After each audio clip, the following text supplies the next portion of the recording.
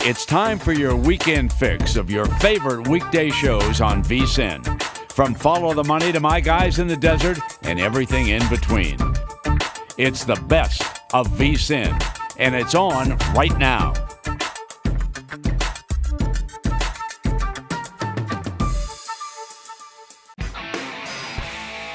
It's Wild Card weekend in the National Football League, and Jimmy Vicker, have we had any number movement out here at the South Point? Well, at the beginning, like yesterday, the day before we spoke, that I thought it'd be a little slow with these games all being 2.5 and one game stuck on 6. But once again, like everything else you do in this crazy industry of sports betting, anything can happen and usually does happen before you think it happens. So what I'm trying to say is, like, here we go. I mean, instead of like waiting till some of these games go to 3, which I thought they would, they took the dogs, like in the Seattle game. They took the dogs, other 2.5. The only one they laid the 2.5 with was the Ravens, which I thought would be the last one to go to 3, only because we know the Chargers will bring a lot of people and a lot of play as we get near Saturday. So what had happened with us, they took the dogs at those 2.5s, the Colts and Seattle. We moved them down a little bit, got a little bit money in the last hour back on Dallas, pushed it up another 0.5 point.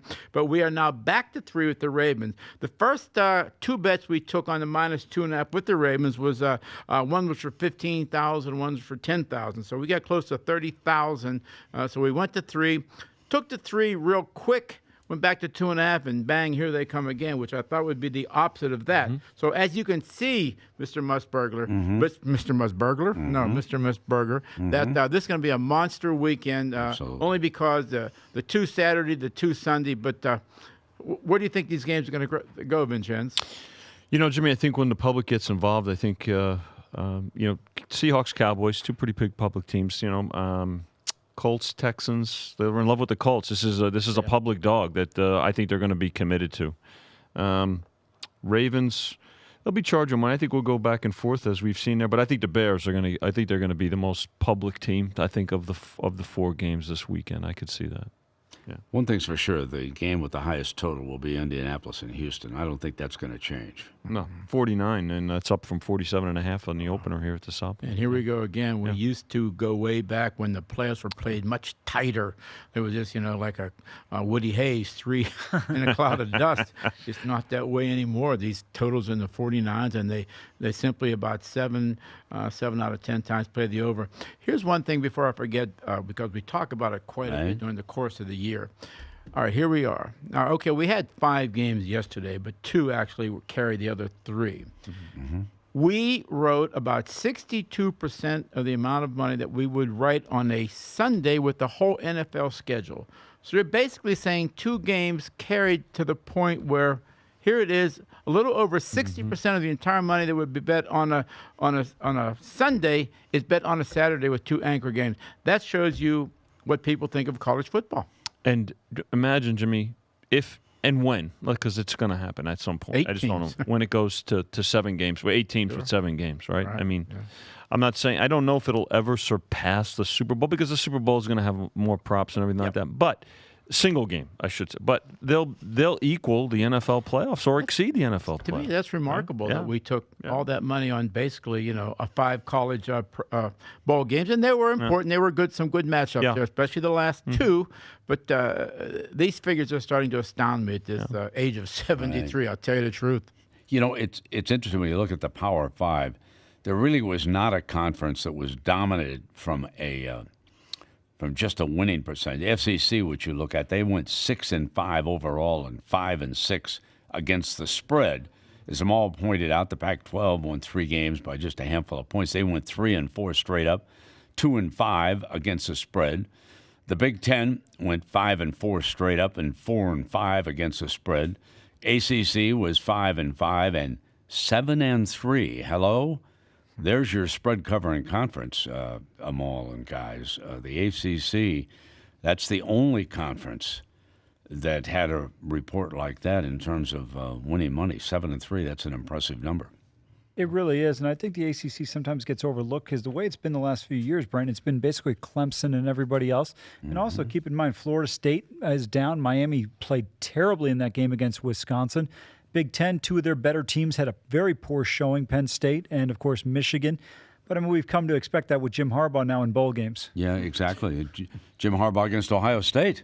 Well, I mean, Brian, that's a given. Yeah. 2019 is going to be such a lovely year. Took a holiday yesterday, Brent. That was nice yesterday. Hey, Jimmy, in terms of futures, too, now the folks are getting, the futures are still up for both the conference and the Super Bowl, and folks are getting involved with those as yes, well, right? Very good. No big plays, but a lot of play. And it's as we spoke about a million times. You know, it's a ticket in your pocket, and you can root for 2 games come this weekend. So it's kind of good that we're to this point in time where future bets really have stepped up front, and it's really good for the business who understand what the hell they're doing. Do you guys have anybody that you think is a front runner? The Colts are sitting at 25-1, Texans at 15-1, Chargers 10-1. Is there anybody to you that is head and shoulders above anybody in the AFC? To me, this is probably one of the best wide open AFCs I can remember in a long time. To me, it's absolutely you're on your own here, because if you know who the hell's going to win, you're much smarter than I am. And I think the toughest out, and Brent, you talked about it quite a bit, is winning at the Saints. I mean, that might be the toughest game for somebody. Yeah, I think that is the toughest, agree. toughest venue left. Yeah. Plus the fact, as Amal has said, the defense of the Saints is better than people think it is. We all talk about Drew Brees and the offense.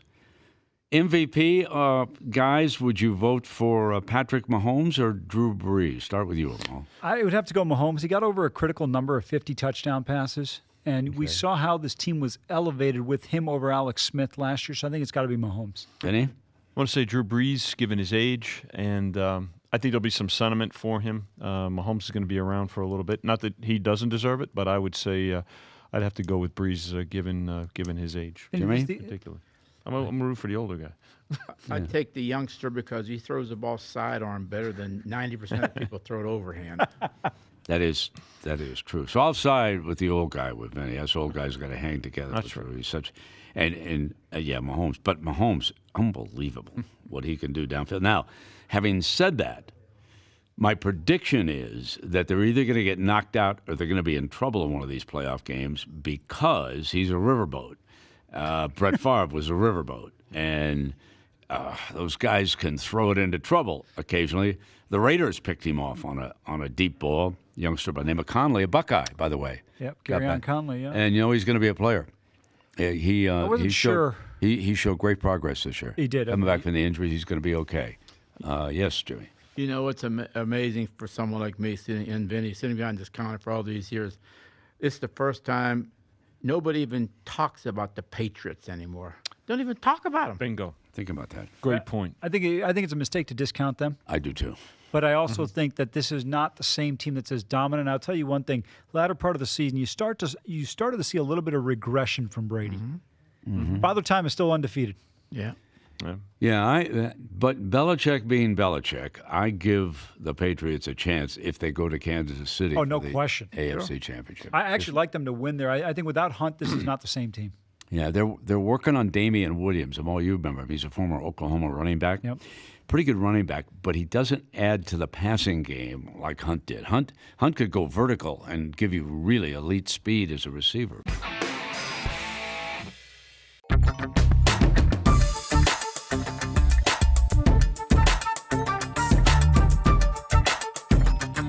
If you didn't catch VSiN last week, here's some of what you missed.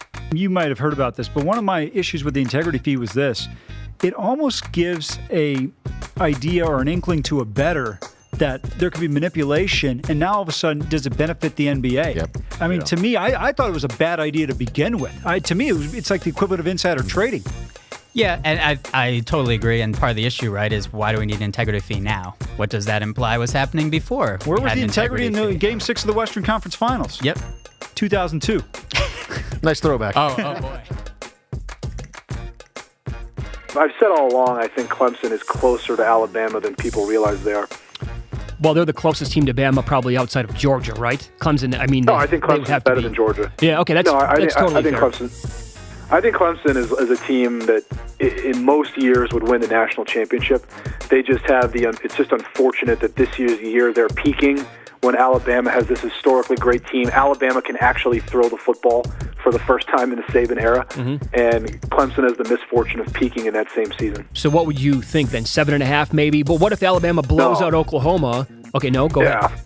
No. I'm sorry, Mitch. If Alabama blows out Oklahoma and Clemson squeaks by Notre Dame, then I think you're right. But I think the true number it should be more like Alabama 4 or 4.5. Ooh.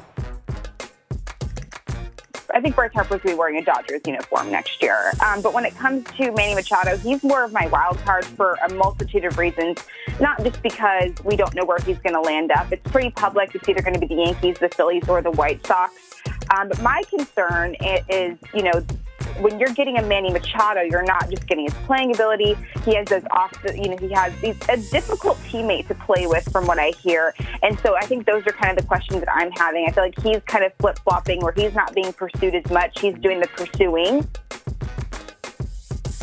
Baker Mayfield has been fantastic his last 6 games, right? 127 out of 179, that's 70% completion, over 1,500 yards, 8.8 yards per pass attempt, 14 touchdowns to 4 interceptions, okay? 4 games, by the way, with a pass rating of 121 or higher. But here's the kicker. The best defense that they won against was the Carolina Panthers. The one loss that they suffered was the Houston Texans, who absolutely smoked them. And this is a Baltimore Ravens defense that is the best in the National Football League. Yeah, and I think that's going to be the issue.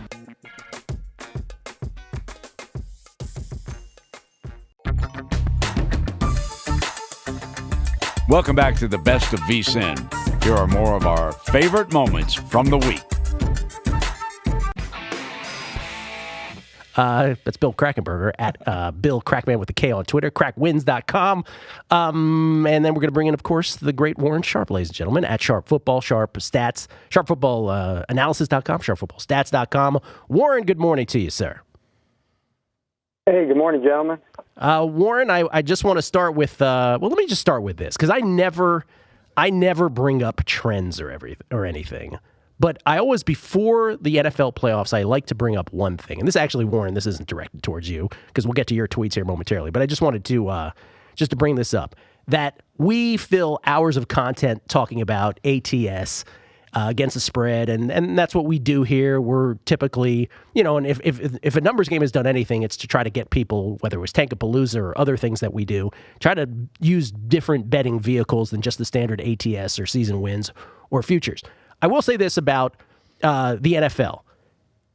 Since 1978, when databases go back to that, as far back as databases go, regular season winners in the NFL cover nearly 83% of the time. So just shy of that, 82.8% of the time since 1978. What's that? 4 decades now. 82.8% of the time. In other words, the spread does not matter that much. So the spread only matters roughly 17% of the time. That is to say that a favorite wins but does not cover. So when 82% of the time, or 83% of the time, dogs win outright or favorites cover. So just 17% of the time does the spread actually factor in. That's during the regular season. During the playoffs, that 83% actually grows higher. And it's never higher than it is during wild card weekend. Wild card weekend, the spread only matters roughly 11% of the time, 10 to 11% of the time. In other words, 9 out of 10 times, and this is obviously easier said than done, but if you ever wanted to distill wild card weekend into one line, this is it. 9 out of 10 times in the NFL historically, if you can just figure out who's going to win the game, that's the team you bet. Don't think about the spread. Does that make any sense, Bill? Yeah, I tell you what. You got me ready to run to the games. But no, I mean, no, yeah. Jimmy, the pop guy, brought this up too. So yeah. You guys are, when I know him and you were talking about the same things, yeah. That is an interesting thing. Now, I just heard him say that and just, it kind of went to the back of my head, but, and now you're saying it, and that's, and I don't know, did we get Warren's take on it too? Warren, what do you think about that? We're giving away too much? I don't think so. No, I mean, look, in the wild card round, underdogs are live. I mean, there's a lot of opportunities. We'll see. What I'm talking about across the board, like in general. But teams that make the playoffs are, generally speaking, not bad teams. And so underdog teams obviously have a shot. I believe in the last 64 games that underdogs have won 21 of them outright. So, of course, anytime that a dog is going to win a game outright, that's going to go in your favor. And then you've got a number of games where the underdog, a.k.a. probably the road team in this situation, backed its way into the playoffs, did not win their division, so they're playing on the road, and they're a bad team, and so they're going to lose by a large margin. You also have games like we see this week. We have 3 games where the spread is less than a field goal. So naturally speaking, like the team that's going to win that game is going to cover the spread. So, I mean, I definitely hear you, but I don't necessarily like stake everything on it. Generally, if there is an underdog that you're going to pick this week, you are going to hope that they're going to be able to win the game outright. Like, you're not going to be betting on games, betting on underdogs, hoping that they cover the spread, but pretty much knowing that they're not going to win the game. That's really a bad way to bet games in general, I think. Yeah, it certainly follows suit when you have 3 of the 4 games that are just field goal favorites or less. In this case, let's bookmark the wild card weekend with the 4 games, because we'll get to your thoughts on all of those games, and I'll ask some. I want to ask what I asked of Michael Lombardi earlier, that if we've gone too far, the pendulum has swung on a couple of these teams too far. But let's get to some of Warren's tweets, just from a general standpoint, sort of put a bow on the regular season. Here's one that you and I talk about in the off season, Warren, and particularly it's not you and I, it's you that does so in your phenomenal Pro Football Preview guide before the season. I always seize on this because I've said for years now, one of the great things that you do in that is not only strength of schedule, but you also do a great job about on roster construction and just how teams allocate resources and how you ultimately win Super Bowls in the National Football League. And here's Warren's tweet, that 7 of the 12 playoff teams have quarterbacks on rookie deals. We don't often think about that, and the mainstream media doesn't pound this enough. That is a huge team-building edge, as Warren points out. So here are the NFL playoff seeds, AFC and NFC, the ones with the asterisks that you see at VSiN.com and Fubo TV, KC, Houston, Baltimore in the AFC, the Rams, Chicago, and Dallas, and also Philly in the NFC, although, of course, that's Carson Wentz. All of those teams have quarterbacks on rookie deals. And if you think about it, who wins Super Bowls? You either have a Hall of Famer like Brady or Rodgers or Manning or someone like that, or your team has a guy on a rookie deal. Nick Foles was an outlier, even though the Eagles actually have Carson Wentz on a rookie deal. But that's everything in this league, Warren, and the mainstream media does not pound that enough, do they? No, they don't. I mean, look, everybody in that list, as you mentioned, who made the playoffs, either has arguably a Pro Bowl, a Hall of Fame type quarterback, or has a quarterback on a rookie deal. I mean, it's really, it's funny. There was a coach today, Matt Patricia, who said that ball control, running the ball, and stopping the run are key to winning. That's what he said after his postseason press conference, that they're working on, I guess, for next year, or helping explain this season how they performed poorly and they lost their starting running back, and so they had some issues doing that. But yeah, the reality is he's completely wrong and leading people astray. The way that you win is by having an efficient passing offense. It can either be explosive and moderately efficient, or it can be very efficient but not quite explosive. But it's not going to be very frequent that you're going to have teams that are going to make the postseason if they have overpaid their quarterbacks like the Lions are doing with Matthew Stafford. So there's absolutely no doubt about it. You have to have either a great quarterback and you're paying him, or you have to have a rookie quarterback and you're able to build the team's roster up around him, and that's how you're going to see success. Matter of fact, I'm trying to think. Before Nick Foles, again, that's a strange situation last year with Carson Wentz having the injury. Carson Wentz, who is on a rookie deal. A non-Hall of Fame or a non-rookie deal quarterback to win the Super Bowl. Is it Trent Dilfer? Do we have to go that far back?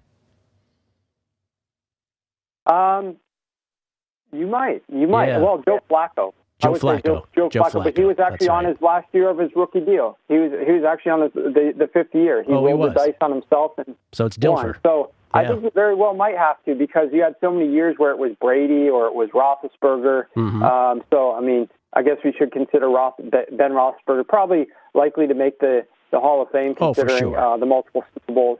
So I think you may have to go all the way back. And that was before, this is all well before even, Gil, they modernized football and changed the passing rules and the hit rules back in the 2010 season. Right. So since that time, it's even been more so. I mean, I guess you can argue Eli Manning, but with his multiple Super Bowls, maybe he gets there, but he's somewhat borderline. I guess that's great for talk radio to debate Eli's status in the Hall of Fame. But with regard to, the winning games, it's even more so a factor that passing is more correlates more towards wins than does rushing. And since 2010, that's even more so the case. What were the three things again that Patricia said, Warren? Just to write those down again. What were the three things?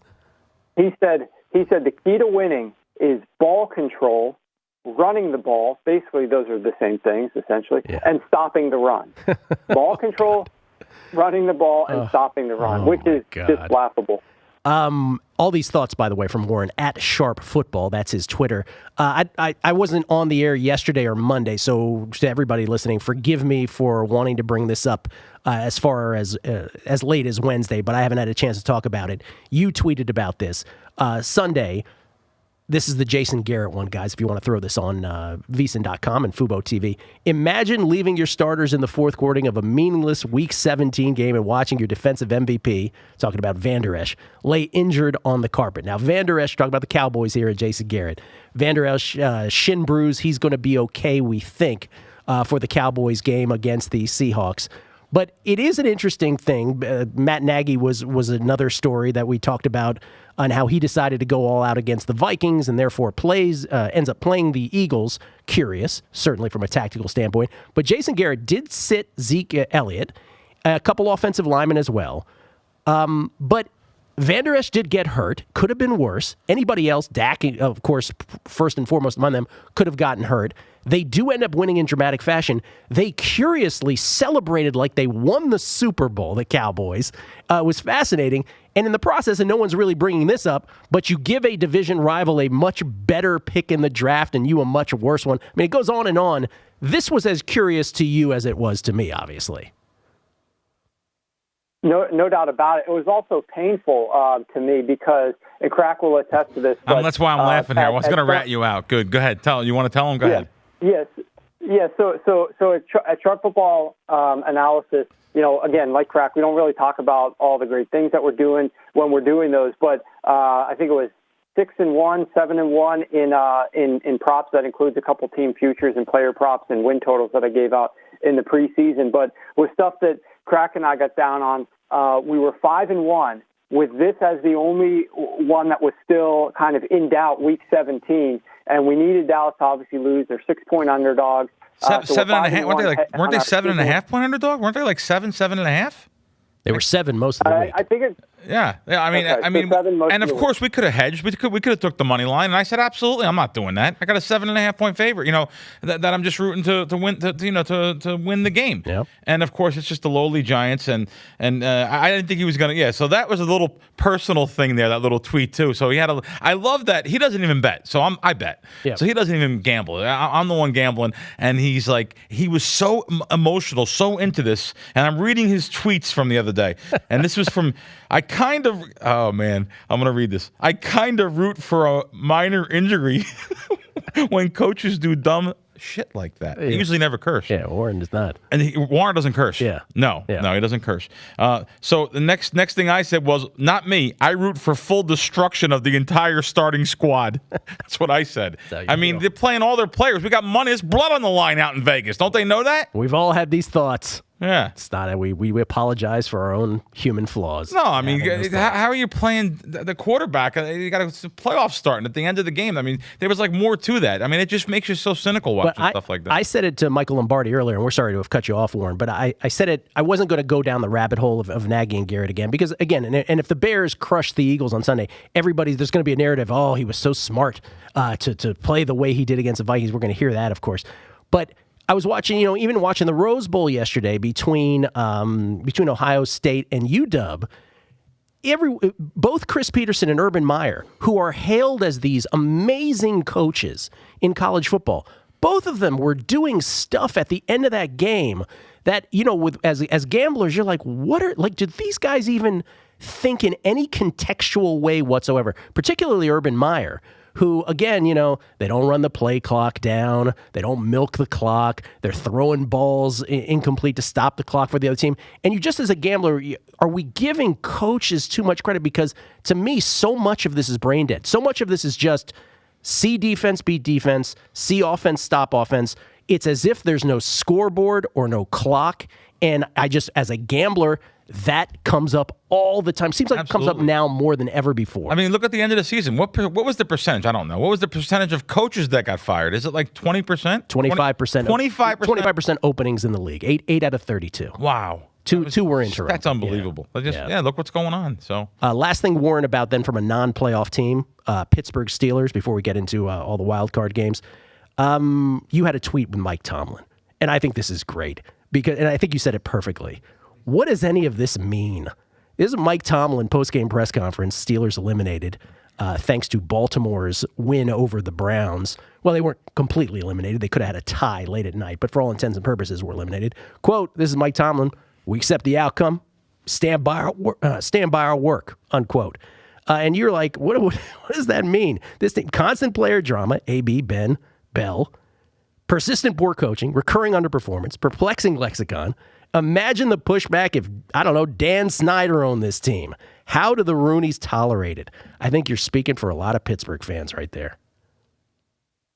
I don't. Look, Mike Tomlin was very good when he first got there. He obviously had a lot of players that he wasn't involved in bringing to the team, but he's done an okay job. He's got a great GM, and they've got a good team. Year in, year out, this team has a ton of talent, okay? There's no arguing that this team, for most of the years that he's been there, has talent. And they also played in the AFC North with Andy Dalton and the Bengals and the Cleveland Browns, who have been terrible except for this year. So, they also, they don't have as easy of a road as the New England Patriots, but they've had somewhat of an easier road to get at least to the postseason most years. And they always seem to, the last, handful of years here, they did well before that, but seem to disappoint. And they seem to not take their talent and get all the way to where they should, maximize their talent. And to me, it comes to coaching, especially when you lose all these key games. You go on the road and you can't win games on the road, even though you have a great team. You go and you lose games to teams that you easily should win, where you're big favorites and you're dropping games, not this year, but in the past, to teams like Tampa Bay that you're hosting, where you get blown out in the postseason by the Jacksonville Jaguars during the regular season or the postseason. This is a team that has persistently poor coaching. And until they figure it out, it's on both sides of the ball, defensively, offensively, until they figure out how they're going to win games, how they're going to manage players. How do you have players that, win and get in type game in week 17 with AB, that he doesn't even play the game because he's having a dispute with the starting quarterback and he just doesn't play? How do you lose your best running back heading into the season because you can't come to some agreement? They could have made an agreement if they really felt they needed him. Now, I didn't think that he was essential, and he was the reason they lost and missed the postseason. That was on their defensive coordinator, Keith Butler, and some of the mistakes that he was making. But the reality is this team has had poor coaching on both sides of the ball, and it's been consistently bad for years.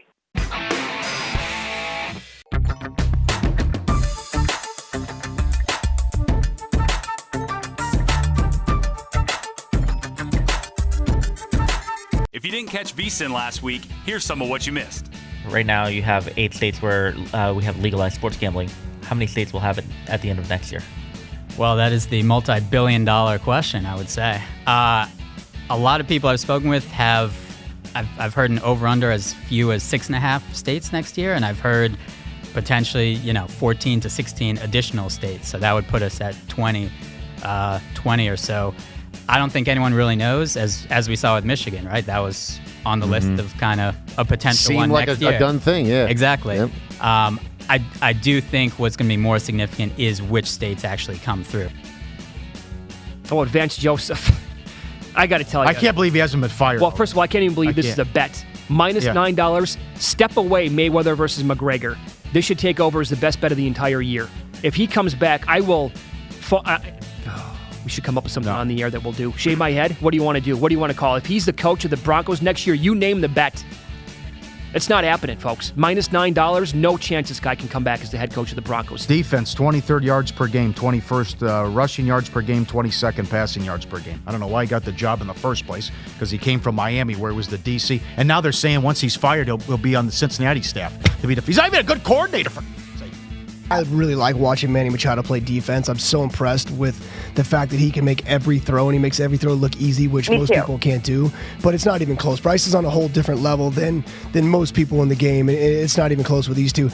I feel like Bryce is the future. He's the future. Yes. He's the past, and he has a certain way about him. But I've never felt threatened by him. I've never been kind of worried as far as.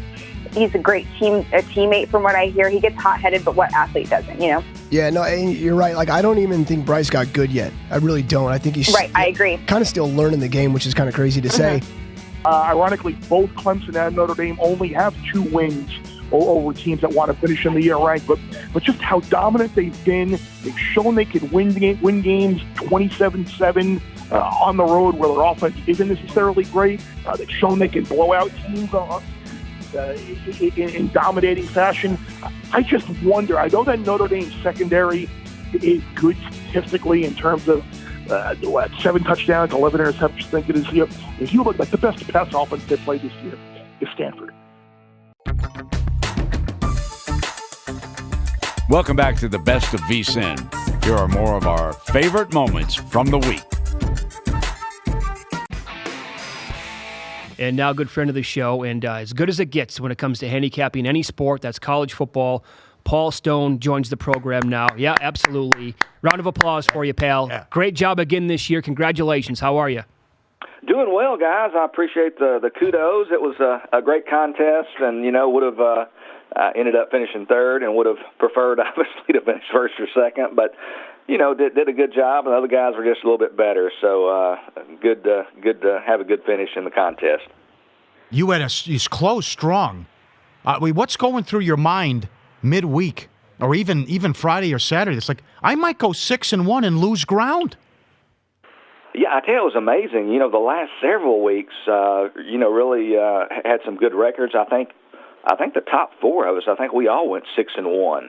The top 4, and Brad Powers, who entered the week in 4th place, a half point behind myself. He would have got third had Ohio State hung on, but Washington got that back door, and ultimately that got me third place over Brad. But I think all 4 of the top finishers, Monster Lock, who won the contest, Schematic Advantage, who was second, myself finished third, and then Brad at 4th. We all went 6-1. So my one loser was on Alabama, and it was a tough contest, man. There were a lot of the guys at the top really performed well and didn't leave the door open in any shape, form, or fashion. 28-0 Bama early. They fell asleep. Yeah, I was thinking at that point I was 2-0. My first 2 selections I had Syracuse and Iowa State, and I thought Saturday night that with a 28-0, 2 minutes into the second quarter. I've seen a lot of games, so I know a lot can happen with that much time left, but I thought I was in a real favorable position in that game, but Oklahoma didn't lay down. They kept coming and lost that game, and I think that eventually maybe cost me second place, I believe. Well, the other entry went 7-0. I think you were 18th going into the final week. Where did you sit with that one? It finished 11th. The money, the top 10, 10th place paid $5,000 and some odd dollars, and then 11th through 20th, it pays $1,000 for all 10 of those places. So it was a $4,000 swing on that. But I think I had 11th place solo with my second entry. So to have both entries finish in the top 11, can't have any issues with that. Can't cry over spilled milk and what might have been and that kind of thing. So I'm pleased with it, and these opportunities are few and far between, so to have that kind of showing, that's a good thing. Yep, terrific answer. You're right. But what happened in the Rose Bowl, what happened to you with Oklahoma, and I think there were a couple guys also who had Nevada. How about that finish against Arkansas State gave that game away.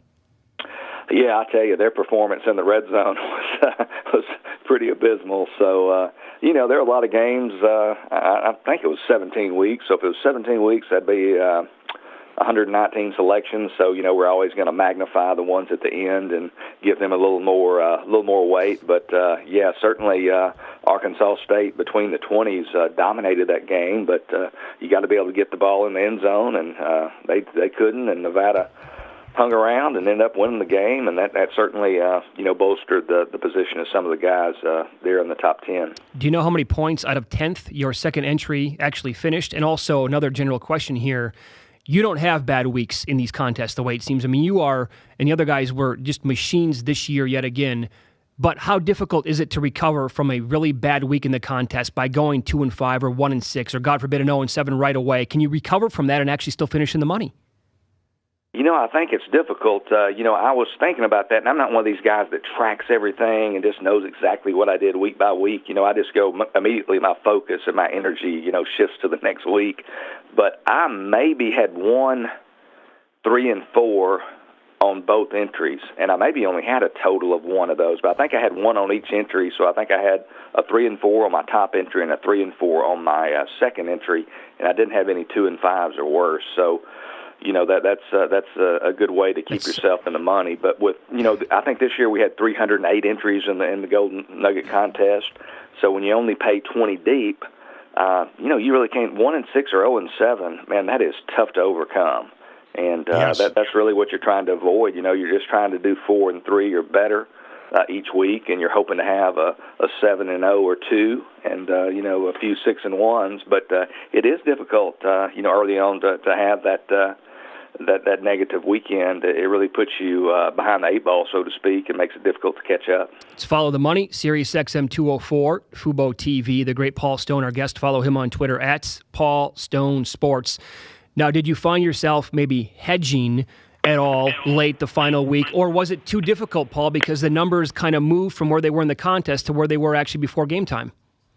Yeah, sometimes you can't hedge because the if you're hedging against another person's position, like in the case of Brad Powers, Brad had Texas plus 13.5, which was the last game of the entire contest, and if between he and I, if it would have come down to that game, I can't hedge. If he's got plus 13.5 and now the line's 11.5, I would take the same team as him to kind of middle my position and kind of do it that way, if you understand where I'm coming from. Sure. But I can't take 11.5 because I might get middled if the game falls on 12 and 13 and lose both ways. So we talk about middling a lot. But you've got to be really careful. You've got to understand exactly what the possibilities are and what's going to happen if it turns out this way or that way. One way that I did hedge, I knew that if Ohio State did not cover, that I was going to get third place solo. And what I did was, since he had Ohio State minus 6.5, I played Ohio State at 3 different bets at 3 different times. I played minus 4.5, minus 5, and minus 5.5. So I pretty much, and I played Washington plus 24.5 in game. Oh. So I kind of all those bets kind of washed, kind of came out even. But I did get on Ohio State along with Brad because if he won that game, I knew he had a good position to overtake me for third place. So I was on Ohio State as well, but at slightly better numbers. Since that number had moved against him, I was able to, quote unquote, hedge a little bit in that game. Sure, that makes sense. I mean, put yourself in his shoes for a minute. I mean, how crushing was that loss? I would be disappointed. Again, the games at the end are magnified, and they certainly are they're gonna glow a little more brightly. But yeah, he had to feel like it was going to come down to the Texas plus 13.5, which is it turned out would have got him third place. So it was a $9,000 turnaround, between third place and fourth place. But he had to feel real good about that. And Brad is one of the best. He's an excellent handicapper. So, sure is. Yeah, I was fortunate there. Hey, on that note with Texas, we were watching games together on Sunday over at the Superbook at the Westgate, and you and I were chatting about the future there of Herman in Texas. And you live in that state, and you follow all these teams closely, but specifically, maybe some of those teams. What does the immediate future look like with the Longhorns, their recruiting, and tell us about how difficult it is for him now that Jimbo has come in and done such a great job recruiting at A&M? Well, Jimbo Fisher came in the 2018 recruiting class this past February, and without any track record in Texas and without the head start, of recruiting there since he had just taken the job a couple of months before. I mean, he came in and really closed strong and had a great 2018 recruiting class, and now with a full year of recruiting, He is out recruiting Herman in Texas. There's no question about it. Not by a large margin, but I think A&M right now has the consensus number 2 recruiting class for 2019. Texas ranks number 9. One thing Herman's doing a little bit differently, since they're losing some of the top guys in Texas, is he's casting a broader net. He's recruiting nationally, and very successfully, it looks like, quite a bit more than some of his predecessors have at the University of Texas. But, Texas has a bright future. This is a Longhorn team that I think is going to likely be ranked anywhere from 5th to 8th in the preseason polls at the beginning of 2019. One thing, obviously, that we don't know yet is how these teams are going to fare as far as losing players early to the NFL draft. In Texas's case, I think they have 3 players who are going to consider going early, those being wide receivers Lil Jordan Humphrey and Colin Johnson, along with safety Brandon Jones. I think of those 3, Humphrey is probably the strongest possibility to go early to the NFL. But I could see a scenario where all 3 stay or all 3 leave. And, obviously that will be critical to Texas's going forward. Obviously this is a team as well that has a veteran quarterback in Sam Ehlinger, who's got the moxie. He's got the it factor. He used to be, his freshman year, he had to play as a true freshman. He had a turnover problem. There's no question about it. I think I've said it on this show. Some people have a drinking problem. Sam Ehlinger used to have a turnover problem, and that continued in the opener this season against Maryland. And then it's like he just flipped a switch. It was incredible how he went from a guy who was careless with the football, made crazy, inexplicable decisions, and then after that Maryland game, he goes on a streak where he throws 308 passes without an interception, which is a Big 12 record, all-time record. And he went from a guy who was a little bit carefree with the football to a guy who was, taking care of the football better than anybody in the country. So that's exciting. This is a Texas team that has a lot to look forward to. One thing to keep in mind about Texas's, even their 2019 season, is that a 5-star recruit from Mater Dei High School, Brew McCoy, will decide this Saturday. He's a lean to Southern California, about 30 miles from the USC campus. His high school teammate, J.T. Daniels, is the quarterback there. So USC is considered the strong favorite to land McCoy, but Texas is meriting his attention. And if they could steal McCoy, he's a guy, I think, who will contribute right away wherever he ends up going. So that could really put them in even a better position for next season in the future. So I think Texas has got a bright future. Very good. Paul Stone, our guest, last thing here. We're not going to talk to you from now until Monday night. Do you have a position at all, a lean, maybe an opinion on who's going to win this thing, or with the points at Alabama laying 6 against Clemson? Yeah, these teams they're obviously familiar with one another. I think this will be the 4th straight year that they played in the playoffs. They know each other's personnel intimately. 2 of the past 3 meetings have come down to the wire. My initial response, and I did act upon this, was to grab Clemson at 6.5 and 6. I played some. The 6.5 I played at -115. I got the +6 at -105. I think this game's going to probably bounce back and forth between 5.5 and 6 until game time. I don't see any more 6.5 showing up. So I think if a person leans to Alabama, they want to get 5.5 while they can. If a person likes Clemson, they might want to get the 6 while they can. I think it's going to be a competitive game. Clemson obviously suffered a significant blow when defensive lineman Dexter Lawrence was suspended for a banned substance. A big issue in this game, and something I would advise the listeners to monitor, is the health of Alabama linebacker Christian Miller, who suffered a hamstring injury in the Tide's victory over Oklahoma on Saturday night. Interesting, too, it doesn't really have too much to do with handicapping, but Miller's father, Corey Miller, is a sportscaster for the Fox affiliate in Columbia, South Carolina. His father covers Clemson for the Fox affiliate there. Yeah. And his father was quoted, I saw in one of the newspapers this morning, as saying, he's just working, trying to get ready, and, they're praying and hoping, and he's working hard around the clock. It sounds to me like he's going to have difficulty going, difficulty being at 100%. And if Christian Miller can't go, this is a guy, 8.5 sacks, 11 tackles for losses. This is going to take a substantial hit on Alabama's defense, and certainly would help Clemson's chances. I like Clemson plus the points here. I think it's going to be a high-scoring game as well.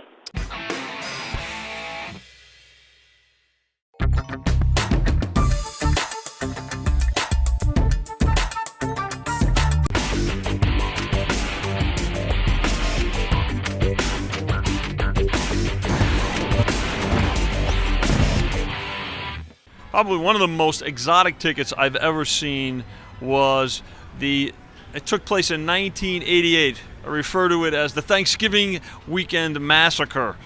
All the favorites came in. The left side of the parlay card, which lists all the favorites, 15 out of 15. Two gentlemen came up, and they both wanted to have the same action going. Both of them wound up cashing 15 out of 15 parlay card tickets for $150,000 each. Thanksgiving Weekend Massacre, 1988. Well, I've seen a lot of crazy tickets. I've seen a lot of big payouts, but the one that really intrigues me is when a gentleman came in, I think it's 2 years ago now, where we had a money line bet on the Denver Broncos where they were a 70-1 favorite to beat the Jacksonville Jaguars. The point spread in the game was minus 26, which shows you why it's such a big spread as far as like them just losing the game. But he said, Jimmy, I'm going to win $3,000. So I said, okay, go ahead. He bet $210,000 minus 70-1 to win $3,000 that the Denver Broncos win the game outright against the Jacksonville Jaguars. And I asked him after, I said, why would you want an extra $3,000? You already had $210,000. He said, Jimmy, that's why I did it. Now I got $213,000. Probably as a bookmaker, it's hard to say what the biggest ticket I've seen. I've seen some horse racing tickets that were just off the charts, pick sixes, where customers pooled their money, put in big tickets, and just hit massive jackpots. I have seen a few of those 8-point teasers, 18 parlays, I should say, where guy puts down $10, he's walking away with 50, 60,000.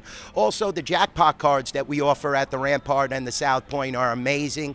We start at a $25,000 jackpot. And I had several of those tickets cashed at my property from the Sweet 16 jackpot cards. So, very exciting. As a sportsbook manager, there are so many different big jackpot tickets that can hit at any time. Welcome back to the best of VSiN. Here are more of our favorite moments from the week. Welcome back to the South Point Sportsbook. Matt Youmans and Kenny White here previewing the NFL Wild Card Weekend with Micah Roberts, former Las Vegas Sportsbook Director, and you can find him on Vegas Insider as well. And Kenny, I think you know Micah Roberts. Did you happen to run into him on New Year's Eve? Yeah, I just saw Micah. Hey, Mike, how you doing? Hi, Kenny. How you doing, man? I'm doing well. All right. Now that you guys have exchanged pleasantries, let's move on and talk football for the weekend. Chargers and Ravens, Sunday morning in Baltimore.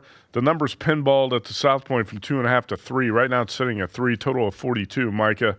And we saw these teams play in L.A. not long ago, 22-10. The Ravens won that game. How might that help the Chargers in the rematch? The defense, number one defense, scary. The Ravens are going to be impressive here, but I got to look at, Carson is not a home field advantage. It really isn't. And the defense caught him off guard. They caught the running game. There's a lot of things they're going to be able to do different, I think, to correct their errors. And Jackson, actually, he didn't rush for a lot in that first game. They ran, they gave the threat of it, but he had the tight ends open. He had his best passing game of the season against the Chargers defense. In this game, though, I think it's going to be a little different.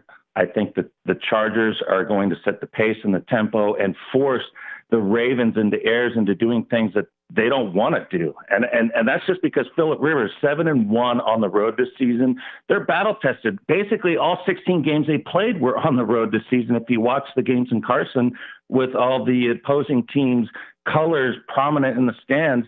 So this is just another game for the Chargers, 16 road games basically for them. And I think they're the better team right now. And I think because of playing that one game against Jackson and the tight ends, that they'll be better prepared for this game and offensively do some things that Baltimore's not ready for. Yeah, I think that's a big edge. In a short period of time, a 3-week period, you'd think, well, Baltimore beat them.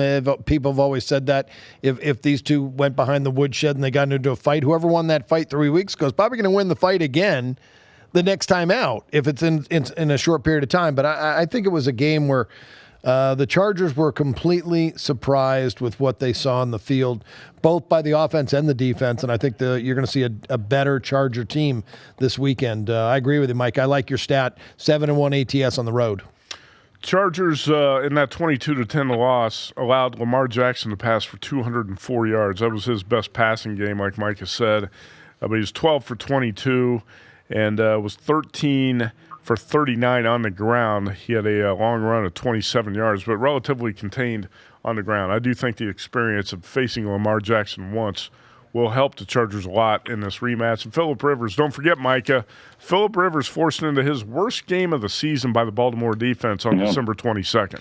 No, the only game he didn't throw a touchdown pass in, and that's, a credit to the Baltimore defense, but I don't see that coming around. And even though Rivers, at the last 3 games, he's thrown 2 interceptions in each of them, I think they come up big here offensively. I like the Chargers to play well. They didn't win 12 games this season just for being lucky. They've got a lot of talent on that offense, and I expect Rivers to do that. And this is one of those correlation deals also, whether you play parlays or teasers.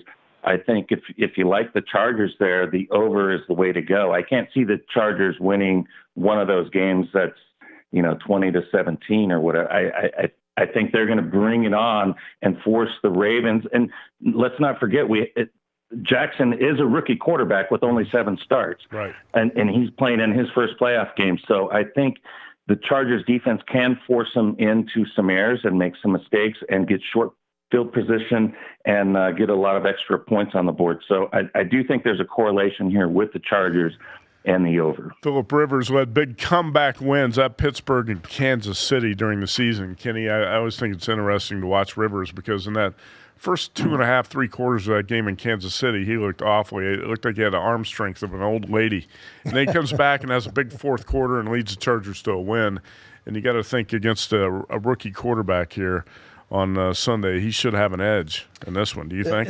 Yes, they're definitely. You've got to go back and start to handicap experience at this point, and there's a big edge for Phillip Rivers over Lamar Jackson. Now there's a coaching edge for the Ravens too, right? With John Harbaugh. Yeah, I'm definitely give Harbaugh the edge, but I don't know if it's going to be more of an in-game. Harbaugh is the guy that just gets the most out of his talent, and he finds guys that fit his system and what he wants to do on the field, whether it be offense or defense. And hey, credit him changing his entire offensive system to fit Lamar Jackson. On the fly, no question. Micah Roberts with us, former Las Vegas Sportsbook Director, also on Vegas Insider, at Micah Roberts7 on Twitter. Let's go to the final game of the weekend, Soldier Field in Chicago. Bears 6-point home favorites, total 41.5, Micah. And Kenny White was on Nick Foles last year. He's going to ride Nick Foles again in this spot. Do you agree or not? I don't. And I love Nick Foles. I love what he did last season. I was on him all the games, all the way through, getting those plus 3 points in all their home games leading up to the Super Bowl and then in the Super Bowl. But they're not at home this time, and the Eagles are a much different team defensively and offensively on the road. They're not as good. And that was a huge deal. That's why they got to the Super Bowl last year, because I think the home field edge and then Nick Foles actually, played out of his mind. But this is a different sequence here with the Bears defense at home. They only allow 285 yards per game. I think they're going to have trouble. I love what the Bears have done the last 4 weeks. They've got this mode going where they're just a machine. They cover, they stay under, the defense plays well. Only averaging 10 points allowed their last 4 games. That is impressive to me. That is Super Bowl type stuff to me. And Matt, I love the Rams. I love the Saints. They deserve to be number 1 and 2. But the Bears, to me, that defense is going to give each of those teams problems if they face them down the road. And I think they're a viable Super Bowl contender, actually. I really, really believe that the Bears can come out of this a game here and do basically what they do, a 24-10 type score against the Eagles here. And granted, the Eagles, 3 wins in a row with Foles. They've got their mojo going again. And we've seen the last 3 wild card teams win on the road to get to the Super Bowl. Last 3 Super Bowl teams from a wild card all won it from the road. So this is what Philly has hope for. We can do this again. We can do it. But starting out against the Bears, this team probably should have had a bye. And they're just, the quality defense is just not what Foles has been facing against lately. So I just think the Bears are probably, out of all 4 games on the weekend, the strongest play to cover the game. All right. Well, Philadelphia did it on its home field in the playoffs last year, Kenny. And I know what you're going to say next when Micah talks about the Bears' defense and the ability to be a Super Bowl team. How about Mitchell Trubisky? Is he ready for this stage? That's going to be the question. Is Mitch Trubisky ready for this stage? And no playoff experience. He has gotten better as the year has gone along. And this guy has really done it with his legs to keep drives going. Philadelphia's got to be prepared for that. They've got to make Mitch Trubisky beat them with his arm. No running. Can't let him get out of the pocket. That's what makes him so dangerous. Yeah, it is. He's a little bit erratic as a passer, but he can make so many plays with his legs that I think that's what makes him good. I mean, I know the critics love to bang him. This is the difference here with this team. This is the number 1 cover team in the NFL. Underrated all season long, 12-4 against the spread, 12-4 straight up. And that's what they do. It hasn't been with Trubisky making big plays. They've been doing it on the ground and with defense setting up with short fields, and then Trubisky making plays when he has to. I mean, it's been an impressive role, but it hasn't been quarterback driven like most of the teams in the NFL. It's kind of been the running game and the defense controlling the show for the Bears, and I like that. I love good defenses and good running games in the playoffs. The Bears 7-1 straight up and against the spread at Soldier Field, Micah. So, all right, you're a former sports book director. As a book director on Sunday night, what do you think you're going to need in this game when this kicks off? Eagles Bears. I think it'll be actually a 2-way game. I think, the Super Bowl champions, there's a lot of love for them and rolling. And Nick Foles, he's got a lot of credit within the betting community for what he did last season and what he's done in his 3 starts covering so far. So I think it'll be evenly matched. I think it'll be one of those games where the first, whatever happens in the first 3 games, it's going to all come title waving into this last game. And it's going to be a hellstorm because it's going to be kind of a 50-50 thing. So the books are going to be like, oh my God, I guess we need the Bears a little bit. Maybe we need the Eagles a little bit. But when those parlays and those teasers come motoring in, it's going to be, there's going to be a lot of risk on both sides. It could be one of those 4-way loser type things, which everybody hates depending on what happens the first 3 games. Somehow the books manage to survive and do okay, though. Oh, yeah. If you didn't catch VSiN last week, here's some of what you missed. When you look at LSU, you look at Alabama, that's what they recruit. They have backups that'll step up. And I think Ed Orgeron wants to win this game. You look at the last bowl game that he coached in, they lost to Notre Dame and Ian Book. So whatever they did wrong last year, I don't think you'll see that type of effort, coupled with the fact that it benefits them, in my opinion, to have UCF at sitting at a 25-game winning streak. They'll be the team that wants to knock them off. So I think for that, you'll get an emotional effort out of the Tigers and have them focused for this bowl game. I would not want to play the Colts or Lamar Jackson and this Baltimore defense right now. I don't want to play them either. I think what people are missing the boat on it is this is not like what Baltimore has to do is not become Army. Baltimore has to become a little bit more like Oklahoma and let the kid throw it and let the kid utilize his ability to throw it down the field and continue to control the ball. The one team that can pace the game better than anybody, and that's Baltimore. They're playing 23 minutes of defense. When you look at why the Eagles have been successful on this 4-1 streak since they've lost to the Saints is because they've played way less defense. They're averaging about 27 minutes of defense. People don't understand. I know time of possession is what you do with the football, but when you can play less defense in an era where it's so much offense, you got to do that. The problem with the Chiefs are they're a little bit like Prop Joe. They go to the buffet line. They want to eat everything, right? So they score so fast They score so fast that they don't pace the game, and they expose their defense too much. And I think if the Chiefs had more pace to what they did offensively, instead of being in a rush to eat, they would be much better.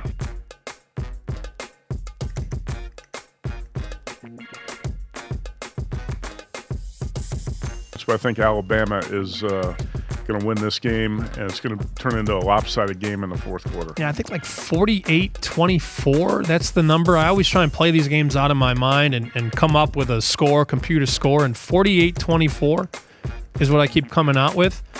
So I guess I'm saying Alabama, but I think the total, too, that's just, you need one bad quarter, right? You need one bad quarter, one bad stretch to not go over 77.5. Welcome back to the best of VSiN. Here are more of our favorite moments from the week. Benny Maiulo, Amal Shaw, all on board. Of course, as we take a breath and await deep breath. Now, as a matter of fact, we got a couple of days before the wild card weekend kicks in, and then Clemson and the Florida. I'll tell you what. Let's update everybody with that Alabama Clemson number and get an early look at that before we delve in. I do want to really spend some time on the NBA and college basketball. For a lot of us, the college basketball season begins when the bowl season ends, and that would be tonight with the Big 12 going up. Great game with Kansas. That's Allen Fieldhouse, Lawrence, Kansas, one of the great settings in sports. But let us begin so everybody has the Alabama-Clemson numbers right now, Vinny. Current number, 6-59 for the total, Brent. That's down from the opener of 6.5 and 60. I think certainly the total will go up. We'll definitely see some overaction. Folks, the general public will get involved with the total. Should be an interesting one, Brent. Look, the reality of it is Clemson is probably the equal of Alabama. If there's any team out there you could say is the equal. To me, it really comes down to how does Trevor Lawrence perform against the Alabama defense? If he has time in pass protection and Clemson plays consistently at the wide receiver position and can hang on to the football, I think Clemson's got a great chance to win this game outright. If they don't, I think it could be in serious trouble because as good as Clemson's defense has been all year, I think Alabama offensively is too dangerous. And I'll tell you another thing. If Alabama wins this game, I don't remember last year how many games they had won in a row. I think it was 2 games to conclude the season because they lost to Auburn. They're going to wind up with a 32-game winning streak at the end of the 2019-2020 season because next year they're going undefeated and winning the national title. I'm already telling you that right now. As we speak, 5.5. Amal. Yeah, that number catches my attention because the people that I'm talking to all the time, they all to a man back Clemson in this game, but that's with the points. And we were talking about 6.5. So money has certainly shown on the Tigers. For those of you out there who like to gamble on college football, and you say, the SEC, invincible, they're going to win this, blah, blah, blah. Let me tell you, there are 2 teams that I was around in the South that I figured they were capable of, and they frequently did recruit and sign up SEC-style talent, i.e. full of NFL future players. Florida State was one, and the other was Clemson. So basically, you are talking about 2 powerhouses. Now, we all know about the Alabama brand, but don't be misled just because it's Alabama, and I say roll damn tide all the time. Clemson has got the kind of personnel that can bog this offense down, okay? There is no question in my mind. Even without Lawrence, they can go toe-to-toe. And their rookie freshman quarterback is a good-looking football player. But it's interesting to me, and I'm thinking that some of the smart money has already swooped in and has picked up the 6. And that's why we went down, Vinny, to 5.5. I'm thinking that some of the sharps said, with all this chit-chat going on about Clemson, I think I'll jump that number right now. It's a good point, Brent. And, it's more professional, more seasoned money. It's not casual money that's come in so far. The general public is yet to jump in on this. Exactly. There's a few folks yesterday before they left town from New Year's. But for the most part, the 6.5 and the 6 were gobbled up by professionals, more seasoned bettors, for sure. Yeah. Exactly. And so what does that do, Vinny, from a teaser standpoint? We're getting it down So you could do the 6 instead of the 7, right? And if you let's say you like Alabama. Well, yeah, you're going to tease that. It's going to be a 2-teamer with the total, right? Instead of, and again, remember this, Brent, the more you tease, the more points. So if you go to 7, it's going to be more juice than with 6. Okay, you're going to save 20 cents, 30 cents, depending on where you shop. So, if you're going to tease with the NFL, if you're thinking of teasing it with the pro games, again, I think you want to use 6. If you're going to, so what you'll do then is this. Here's a good example. I think you were talking about a 3-teamer. If I'm not mistaken, I also, right? well, I go, I take the 3, but I go 3s and 2s on a round robin. Okay. That's how I do it. But let's look at the 3-teamer, okay? And that's where the NFL teasers the prices will come into play because there are NFL teams involved. Yeah, let's take the Bears. There are 6 in some places. Right. In game 4 at home against the Eagles. All right. So if you're going to take, I'll give you the 3. Okay, give me the 3-team. I want to take Alabama down and get them basically close as pick them as I can. Yep. Okay. Win the So a game. half. Okay. Now I want to take the Chargers up. Hopefully I can get 9. You'll get 9. The Chargers in Baltimore, and then the Bears take them down to pick. All right. So here's the difference. A 3-teamer at 7 points gets you 7-5. Okay. All right. So I'm sorry, at 6 points. So you're going to get $1.40 plus 140. That's at 6. At 6-point teaser. If you're going to go to 7 points, it's even money. 3 teams. 3 teams at even money. That's a tough bet. There's 40 cents difference. Now the difference obviously is a full point. In the case of the Charger game, 10 is a pretty key number. So that's what but you're weighing $1. You're weighing 40 cents. So 100 gets you. You're going to get even money here, as opposed to you're going to get 7-5 for your money. You're going to get $1.40, right? You understand what I'm saying? Right? You're going to get 140 instead of 100 with 3 teams. I think in the playoffs, there's tremendous value on teasing a lot of these games because the majority of them, you look at this Houston, Indianapolis game, you mentioned the Baltimore Chargers game, and of course Dallas, Seattle. I think these games are all going to play within 1 possession. So do I. Now, I tend to disagree with you. We talked about this yesterday. Maybe it might have been after the show, but I know you like Philly and the points, but you like the Bears to win. I think the Bears are going to cover this game, in my opinion. But you look at these games; they're always tight. They're tough. Right. Team falls behind. Look, when there is something to be said for when a team's season is on the line. We saw it last year with the Tennessee Titans. They were getting smoked early by Kansas City. People already had Kansas City making plans for the next week. They don't even win the game. And so I think you have to look at when a team's back is against the wall, they're going to compete at a level. And these teams are so close together. There's no real standout. We talk about the Saints and how good they are, and that's fair. But the reality is all these teams today, I mean, it's going to come down to 1 possession, 1 turnover, 1 missed kick. Brent, do you think the Chargers can win the game? Yes, but I think they're up against it from a time zone standpoint. I really measure Pacific teams. If they had been lucky enough to draw the Saturday game, starting a little bit later on the East Coast, but this one, they're going to work around 10 o'clock Pacific time. And here's the other thing about the Chargers. I happen to think the Charger personnel overall is better than the Ravens. It's close.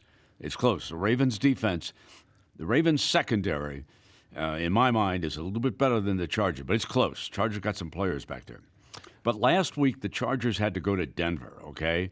And that's a game in which they didn't know for sure. I think they probably felt that the Chiefs would take care of business against the Raiders, which they did. So they travel into Denver, and then they go back to Southern California. We all know that Phillip Rivers commutes down to San Diego, so he's got to get himself back down to the big family back home. Now he comes up. He's got a short week of preparation, and now they fly all the way.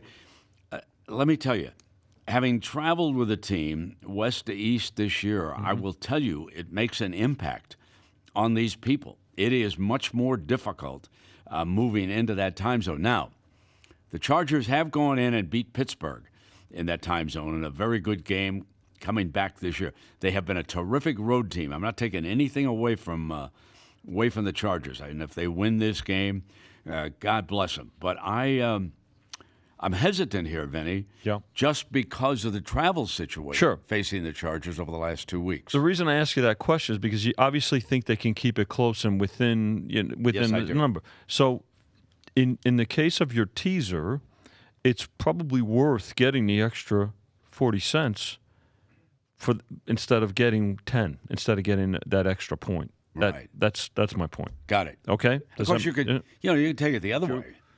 It's not even a decision. Yeah. 100%. Right. Yeah.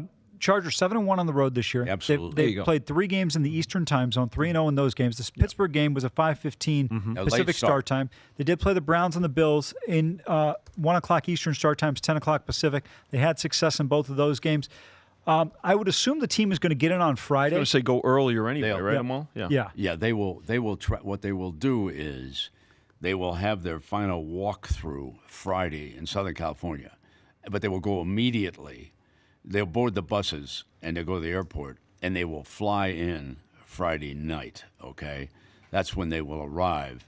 You think they'll arrive Friday night? My guess, I assume that they would either fly out Thursday night or Friday night, just simply to avoid having the wasting of a day and just flying at night. So you're going east on a red eye. Well, if you work out, okay, around noon, what you do is you get to your hotel Friday night around 10 or 11 o'clock. Now, I'm going by how the Raiders traveled, okay? In other words, they practiced on Friday at Alameda Okay. at the practice facility. Okay, the buses come, load up, and you leave about 2:30 Pacific time, okay? Oh, okay. And then they will arrive in Baltimore. They get the hotel, if they stay in the same place, and it's a nice hotel, it's very close to the stadium, okay, in Baltimore. They'll be very close. Now, my question to you, you mentioned the 3 time zones. We know the one with Pittsburgh was late. Right. But they had the 2 earliers, okay, Yep. that you mentioned. So my question to you is, were they on the road in either of those situations the week prior? I don't believe they were. And to your point, I think that makes a little bit of a difference. They were at home against the Chiefs, and in that game against the Browns, they played the Raiders the previous week. Yeah. So it definitely makes it It easier. absolutely. There is no question. Back-to-back weeks. In fact, I think that's going to be a problem for the Colts. Not that they can't win down there at Houston, but they were up against it. You know, they were playing for everything on Sunday night. So their week is even shortened, okay, in terms of when they got back very early in the morning on Monday. So you can forget about Monday. Some guys go in for treatment and everything. Those things matter. Now, listen, we all know it's all going to come down to the players and making great plays or making mistakes. Bobby Knight taught me one thing about sports that I have never forgotten, and I think is true. More games are lost than won. Now, let me repeat that. More games are lost than won. I happen to believe that, okay? Mistakes get made, the other team pounces on them, but basically you lose the game yourself, okay? And I think he's spot on. And he's, as bombastic as he can be from time to time, argumentative. Listen, there's nobody who pays more attention to sports than Coach Knight. I mean, he knows what's going on. Well, first of all, you're spot on, and I think he's right. Absolutely right. And Brent, I don't even know why you would question that. He went to the Ohio State University. Exactly. He was a former Buckeye with one of the greatest won a national championship greatest basketball team that I ever saw when I was in college. I mean, the Havlicek and Lucas. Yep. Wow. Mel Knoll. Pretty good ball. Joe Roberts, Siegfried, Bobby Knight. That was a great. By the way, Brent, we oftentimes talk about 2 things here. I think getting back to the chart, I think the weather. I don't think the weather will be that bad. I think the weather looks to be pretty weather good. looks decent. Yeah. But the other thing is this: you said that's a pretty good home field that they have got there too, don't you? You were there for the Raider game, Absolutely. right? Top 5 in the league, in my opinion. Right? It's like Kansas City. Yeah, it's right on. They're on top of your butt down there. Yeah. Okay. So and they're going to make it difficult.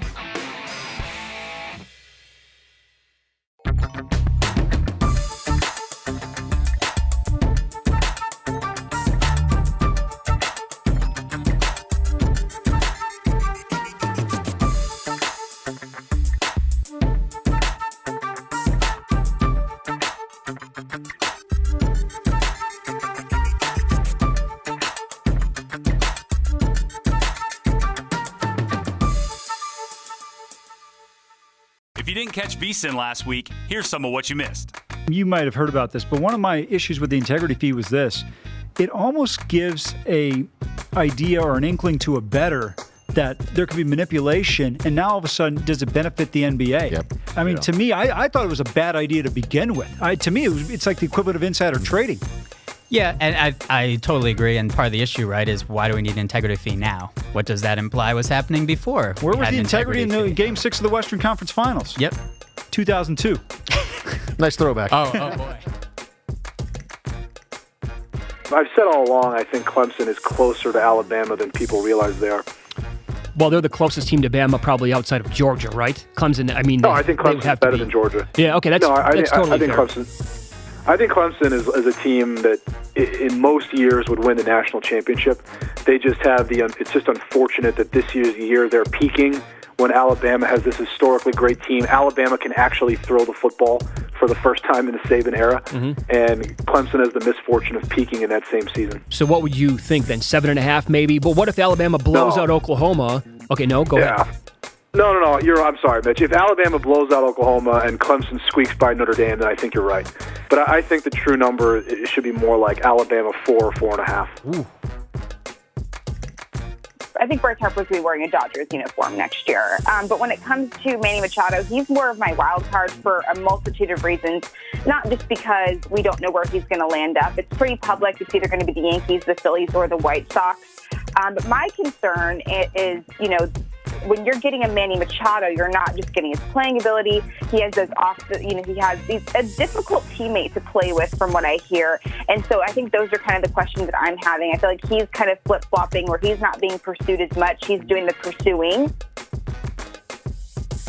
Baker Mayfield has been fantastic his last 6 games, right? 127 out of 179, that's 70% completion, over 1,500 yards, 8.8 yards per pass attempt, 14 touchdowns to 4 interceptions, okay? 4 games, by the way, with a pass rating of 121 or higher. But here's the kicker. The best defense that they won against was the Carolina Panthers. The one loss that they suffered was the Houston Texans, who absolutely smoked them. And this is a Baltimore Ravens defense that is the best in the National Football League. Yeah, and I think that's going to be the issue.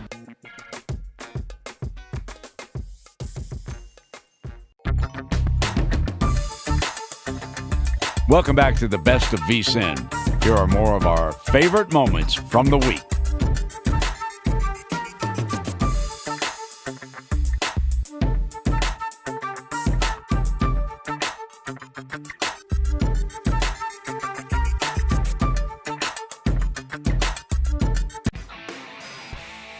It's a numbers game. Gil is out. Sam is in.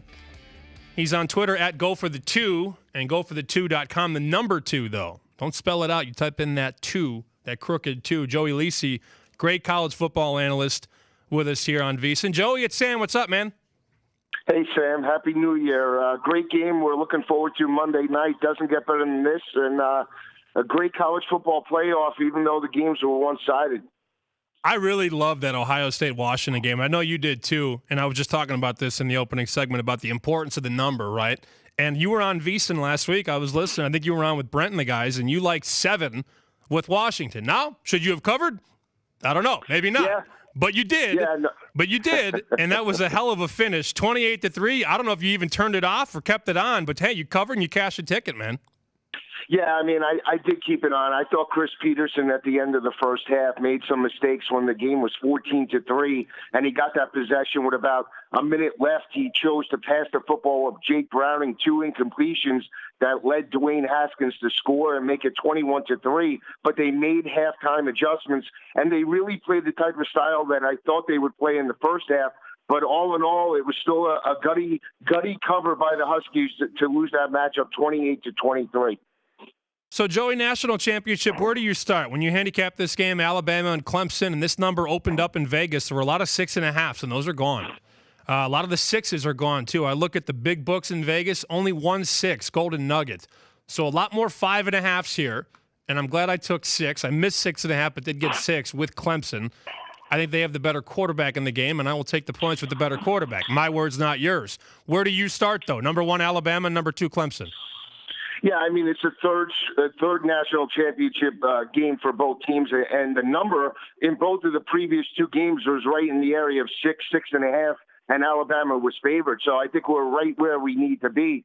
To me, it doesn't matter whether 6 or 5.5. I still lean to Clemson in this matchup.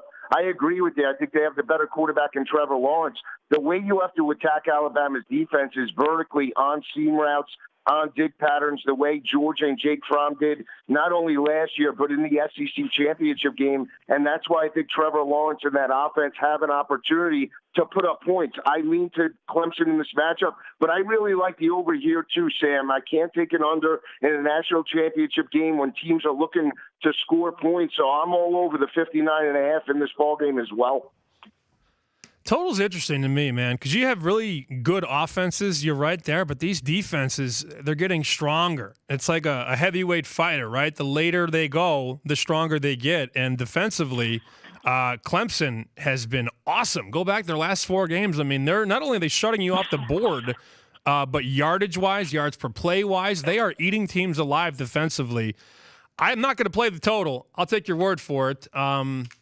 But I don't know. That number seems a little high to me, Joe. 60? I don't know. Yeah, when you look at this game, I mean, look at Clemson's 8 games at the end of the year prior to this game against Notre Dame. They beat teams by 38.2 points per game. And when you break down both Alabama and you break down Clemson respectively, Alabama's 26-1 over the last 3 years against SEC opponents and have won those games by 27.5 points per game. They won their 6 road games this year outside the college football playoff by 33.1 points per game. Clemson won their 6 prior to the game against Notre Dame by 31.8 points per game. Both offenses look to stretch defenses vertically. And again, you're going to see teams break tendency. I don't think both teams are going to play it straight up. So I think points will come at a premium. I think you're going to see a high-scoring first half. I don't think we'll see a methodical first half like we did a couple of years ago where it was 14-7 at the half. I think we could see a 30-20 type of first half score where you get 50 points and you're halfway almost there to the total. Joe Lisi at Go for the 2 on Twitter, college football analyst. Let's go rapid fire, Joe. I'm going to throw some Westgate props at you. Let me know over under, okay? Yep. Trevor Lawrence completions, 22.5. I'd say over with that. Touchdown passes, Trevor Lawrence. Over 2 plus 120, under 2 minus 140. I think he gets over. I think they attack Alabama over the top, so I think over 2 is an easy bet, in my opinion, with that one. I agree with you on both of those. Here's where it gets tricky for me. Rushing yards for Travis Etienne. Rushing yards only, 85.5 Etienne. I'd say under because I think they're going to utilize him in the short to intermediate passing game. I don't think they're going to look to run the football against Alabama. That's where they struggled last year. So I look for them to pass the football against that Alabama Crimson Tide defense. So I would say under 85 in that ballgame. There are a couple Tua props that are very interesting. Longest completion by Tua. And if you've watched Tua at all this year, Joey, you know he can wing it about 50, 60 yards off his back foot. The number for longest completion, Tua Tagovailoa, 41.5 yards. I would say under because I think when you look at Clemson's defense, the one thing that they can do is play man-to-man coverage, but they force third down in long situations. And they're holding opposing offenses to 28% on third downs, which would favor an under 41 because you look for Tua to check down in those type of situations. So I think they keep everything in front of them. I think everything is under 41.5. I don't think they give up big plays over the top. I think it's big patterns, 15, 20-yard routes that they might give up. So that's why I don't think over 41 would be a good play in that matchup. Last one. Will Jerry Jeudy score a touchdown? Yes, minus 1. Oh, okay. All right. Yes, minus 150. You're in, huh? Yep. Judy's going to be the key to the Alabama offense. I mean, even though Waddle's there and you see the running backs of Jacobs and both Harris backs in that matchup, Judy is the playmaker that makes that offense tick. He'll get open in this ball game, especially in red zone opportunities. So I like him, and I like Waddle too. I think if there's a prop on Waddle, look for him to get involved in the offense as well in red zone opportunities. I was looking at the Waddle props. They didn't have any at the Westgate. I'm sure they have some globally. And we'll see more of these books will have more props as we get closer to kickoff. But again, Joey Lisi likes the over in the national championship, and he's with me on the points with Clemson. There are a couple teams, Joe, that I watched in bowl season I was very impressed with. And I wasn't the biggest Big 12 fan this year. I thought the conference was down as a whole. But looking forward to next year, there are a couple teams that I think I might blindly go over their win total. Number one is Baylor, with what Matt Rule did this year, outstanding from one win to where they are now, and the speed and the skill all coming back, the young quarterback coming back. Baylor is going to be an over team for me, and I told Matt Jones, our producer, big horns guy, they're going to be 10 or 12 to 1 to win the national championship, and I'm going to grab that as soon as I can. Baylor and Texas going forward. Looking forward to next season for those two. What about you? Yeah, I was high on both of them. I was on Baylor's win total this year. It was set at 5 and 7-5 overall, 7-6 overall. Excuse me. A dynamic effort. The one thing that Matt Rule has done, even from his days at Temple, he's coached up the offense and defensive lines, and that's what you saw after year number one. He cleaned house. They were 1-11 overall, but it's not just Charlie Brewer. He's got a running back in Ebner. He's got a running back in Lovett that are big playmakers, and not in the running game as well, in the short to intermediate passing game, and they got better as a defensive unit. So I'm all in with Baylor. I agree with you. And let's look at Texas. Sam Ehlinger is a solid quarterback. They have playmakers at the wide receiver position. This was a team that only lost 4 games, Sam, by a total of 21 points, and 12 of those came in the Big 12 championship loss to Oklahoma. So I'm all in with Texas and Tom Herman in year number 3 as well. Joey, he doesn't even have all his players in there yet, Herman. He's still getting his guys in that program. Think about that, too. I know. If he gets a running back, a legitimate running back, Trey Watson was a solid complementary running back, but if he gets a home run hitter, like I think he'll have in year number 3, this offense will be dynamic, especially with the mobility of Sam Ehlinger. He's progressed in the passing game as well. He's a leader and has control of that offense. This is a team that's going to be very dangerous come playoff time. I think they're going to be in the mix next year as a contender, not only in the Big 12, but as a national championship contender as well. Probably catch around 15 to 1 odds to open the year. Last thing, Joey, Michigan next year. If next year isn't the year with Urban Meyer out and Penn State going through a loss with McSorley at quarterback, if it's not next year, when is it in Ann Arbor?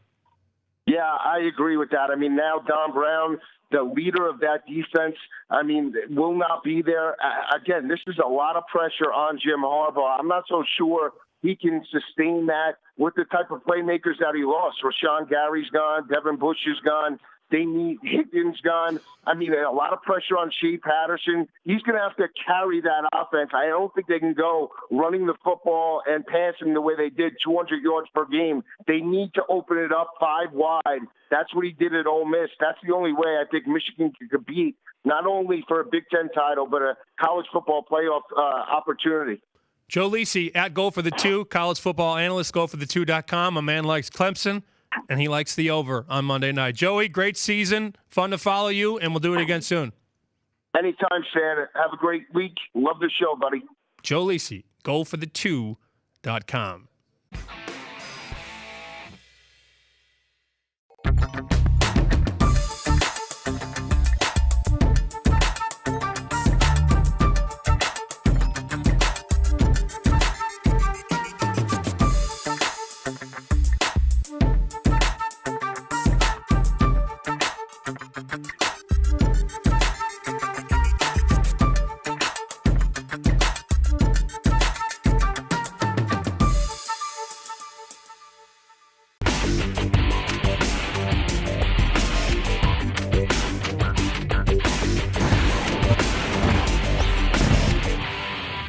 Probably one of the most exotic tickets I've ever seen was it took place in 1988. I refer to it as the Thanksgiving Weekend Massacre.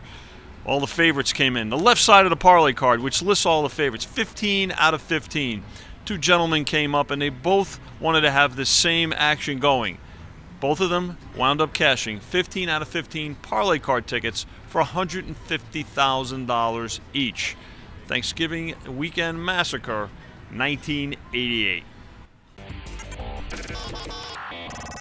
Well, I've seen a lot of crazy tickets. I've seen a lot of big payouts, but the one that really intrigues me is when a gentleman came in, I think it's 2 years ago now, where we had a money line bet on the Denver Broncos where they were a 70-1 favorite to beat the Jacksonville Jaguars.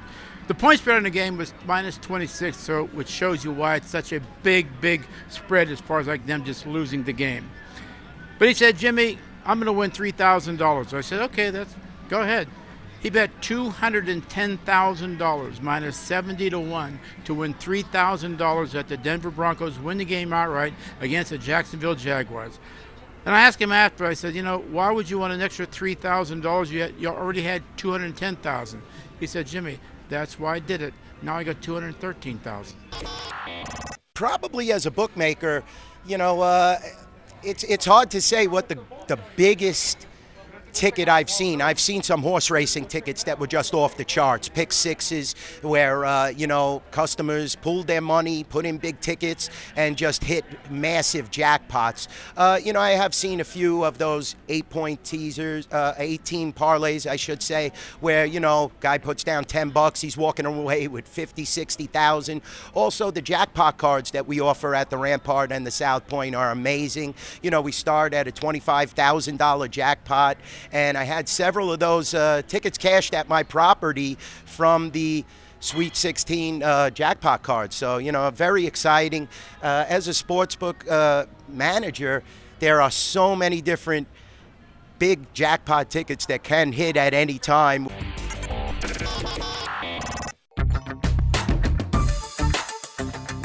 Welcome back to the best of VSiN. Here are more of our favorite moments from the week.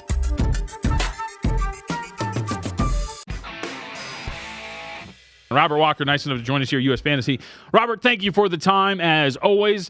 So it is Wild Card Weekend coming up in the National Football League. But I'm curious. We're through 17 weeks of the NFL. How'd you do, Robert? We did okay. We had some crazy bad weekends, as I think you've read, and then we had some really good weekends. Traditional NFL season. All right, so let's take a look at Wild Card Weekend, and we'll start at the top, and we can work our way down, really, as we go through the rotation. But I was talking about this with Matthew Holt yesterday, and of all the Wild Card games, because these are some tight spreads, you got three teams underneath a field goal in terms of spreads here, and I would think the Colts and the Texans, as you mentioned, humans yesterday, Colts are probably going to be a really public underdog, Robert, and probably the one team I think that could be the one that flips to the favorite by the time we get to kickoff, right? Well, absolutely. Now, that may not happen in where we're at, Santa Ana. We're obviously in Baldini's in Santa Ana, but they love the Houston Texans. They love the Dallas Cowboys. So, but having said that, even right now, we're heavy on the Colts. We're down to 1.5. I see some ones out there. So, once you get to 1, it's not surprising at all to see that number flip. Well, what's your take on this Colts team, Robert? Because they've won 9 of the past 10. You're back from a 1-5 start to make the playoffs. You just don't see that happen in the NFL. And Andrew Luck's answered all the questions that faced him coming into the season with the shoulder injury. I don't know. I've got a problem here, but I've backed the Colts a lot here in the second half of the season, but I kind of feel like we've seen this before with teams where you fight so hard to get to the playoffs. Once you get there, you're almost just happy to be there, and then they're going to be a public dog this weekend. I think things kind of line up for the Texans a little bit better. Robert Walker with us from U.S. Fantasy, U.S. Bookmaking. You have books in Nevada, and you have one in New Mexico. How's the handle compare from state to state for you right now? Well, I would compare the book in New Mexico to something like a Boyd Gaming or a Stations property. It's a huge local property. It's got a 250-room hotel as well with some decent casino players that stay there. But it's in that vicinity. Our limits are fairly low. We're taking a few $1,000s on NFL and 1,000 on the NBA. So our limits are probably lower than you would see, but we're, obviously we're walking before we run, and we're extremely happy. And the ticket count is amazing. We're just now it wasn't the last 4 or 5 days because they've had a blizzard there, and that's been rough. We had a blizzard there yesterday. Probably really hurt us because a lot of dogs covered yesterday, and we and everybody had to stay home. So it was like why can't the favorites cover on the day that everybody has to stay home? But so it's been very pleasing. I mean, we've been excited, and I know they're excited down there. But they love their Dallas teams, and like we talked about it before, they do not bet the Arizona teams. So they're very, even though it's a brand new market, they seem to be fairly sophisticated. That's interesting. It's cold in Vegas the past couple days, and I didn't realize there was a blizzard in New Mexico had not been watching the weather. Did you know that, JVT? I had no idea. I knew it was cold here. Yeah. Like 35. I thought when I was in Jersey, it was warmer in Jersey than it was in Las Vegas. Yeah, you got to be kidding. No, it was 44 degrees in Jersey, and I looked at the thing, it was 37 degrees back home. And the sun was out here. I bet the sun was not out there. No. It's cloudy. Very gray. dreary day.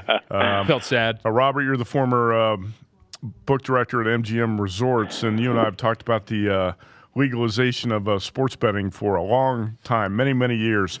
What's your reaction now when you see the federal government wanting to jump in and regulate sports betting nationwide under a new bill, and just your assessment of everything that's going on right now? Well, what could go wrong with that? I mean, it's just, I think that we need them to protect us right now. I'm obviously being facetious. I can't stand it. Obviously, they're trying to do the league's bidding, and, there's a lot of money going underneath the table, I'm sure, and, it's really unbelievable that you got, Utah's involved in this, who may never have sports wagering. Right. Yet Orrin Hatch is going to be the author of that bill. It's a backdoor way for the leagues to try to get the money that they're clearly not going to get from us state by state basis. But the other part of it was, I'm sure you guys talked about this ad nauseum, is that the AG would have to approve state by state. I mean, can you imagine that? They would literally have to approve Nevada's sports wagering platforms and the way we do business. So, it's comical. The one thing they did, though, and I'll give them credit for this, is they are addressing the Wire Act, which is really an albatross around everybody right now. We need to have a national type platform where we can take bets and merge those bets into different states. So, you instead of having to book just to a certain jurisdiction, you can book that, take the risk throughout the entire jurisdiction. So I think that the fact that they addressed it makes sense, but the rest of it, and I don't know how you guys feel about it, is just garbage. And to give the leagues a monopoly on data is I feel it's illegal, but since I don't know what I'm talking about, I don't want to say it too much, but it doesn't, to give them a monopoly to 2023. What happened in 2023? The slush funds run out. I don't know why that number came up there. So it's problematic, but it's clear that the feds want control. They would like to have control like they always do on everything. Robert Rocker, follow him on Twitter at Robert USF Sports, US Fantasy Sports, and US Bookmaking. Wanted to get your thoughts really quickly, Robert, going back to Wild Card Weekend, because there's a game where the more I look at it, the more I do like the favorite, and it's Chicago and Philadelphia. And the thought process here with the Philadelphia Eagles is the Magic, it's literally, there's nothing you can look at numbers-wise that could tell you that Philadelphia has a shot to win this game and make a run. They can't run the ball. They're injured. They have a backup quarterback who's dealing with a chest injury even though he's going to play.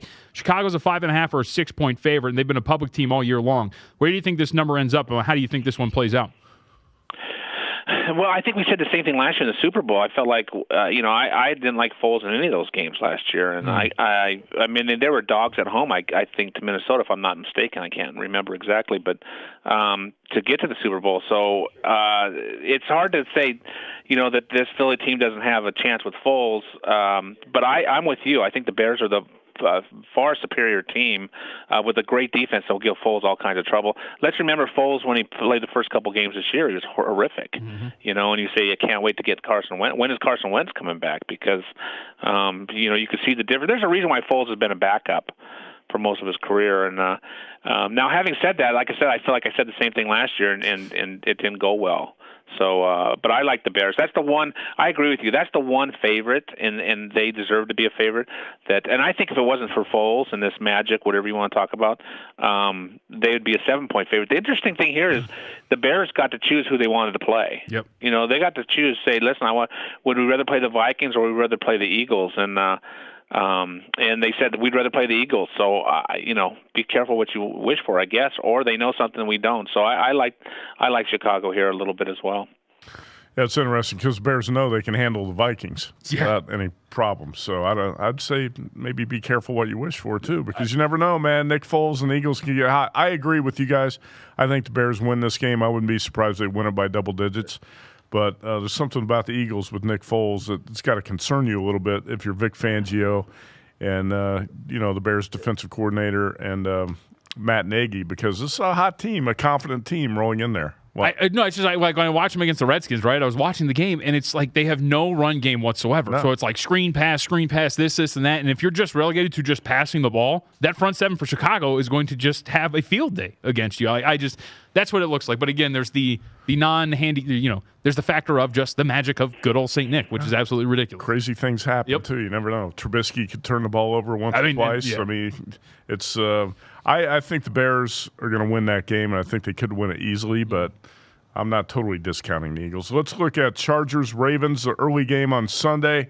The line is 2.5. The total at 41.5. And Robert, do you think it's an advantage for the Chargers that they hosted the Ravens a few weeks ago and got beat 22-10 on their home field and got a chance to defend Lamar Jackson once, so they have a better idea what they're facing this weekend in Baltimore? And Phillip Rivers has always been better as a road dog than a home favorite. How do you see Chargers-Ravens? Well, I think this is the one game I'm fairly confident we're going to need the Ravens. Okay. We're at 2.5 right now, and I'm dying to go down to 1.5. Nobody's betting it. We're getting a ton of parlays on the Chargers, as you can imagine, but also some money line plays on the Chargers. I don't see at least our jurisdictions people coming in hard on the Ravens. They really haven't been a public team even during this run. It kind of reminds me of the year they won it.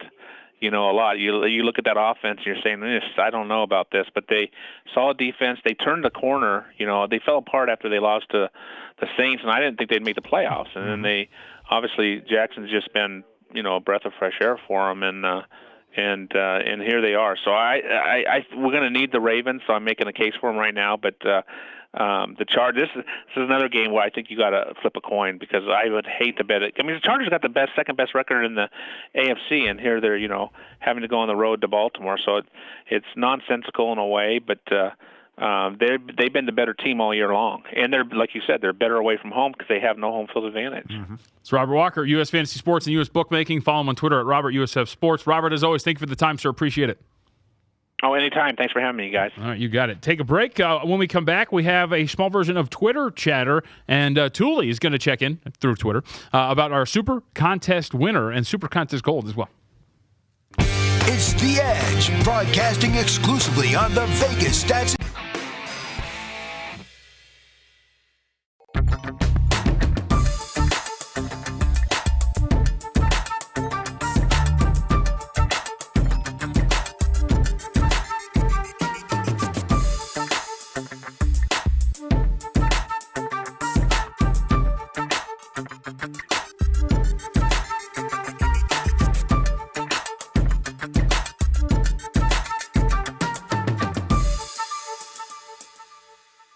If you didn't catch VSiN last week, here's some of what you missed.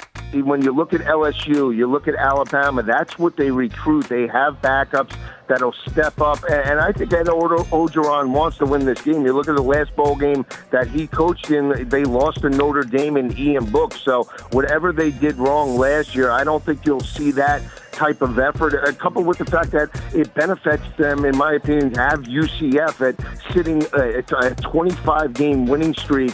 They'll be the team that wants to knock them off. So I think for that, you'll get an emotional effort out of the Tigers and have them focused for this bowl game. I would not want to play the Colts or Lamar Jackson and this Baltimore defense right now. I don't want to play them either. I think what people are missing the boat on it is this is not like what Baltimore has to do is not become Army. Baltimore has to become a little bit more like Oklahoma and let the kid throw it and let the kid utilize his ability to throw it down the field and continue to control the ball. The one team that can pace the game better than anybody, and that's Baltimore. They're playing 23 minutes of defense. When you look at why the Eagles have been successful on this 4-1 streak since they've lost to the Saints is because they've played way less defense. They're averaging about 27 minutes of defense. People don't understand. I know time of possession is what you do with the football, but when you can play less defense in an era where it's so much offense, you got to do that. The problem with the Chiefs are they're a little bit like Prop Joe. They go to the buffet line, they want to eat everything, right? So they score so fast. They score so fast that they don't pace the game, and they expose their defense too much. And I think if the Chiefs had more pace to what they did offensively, instead of being in a rush to eat, they would be much better.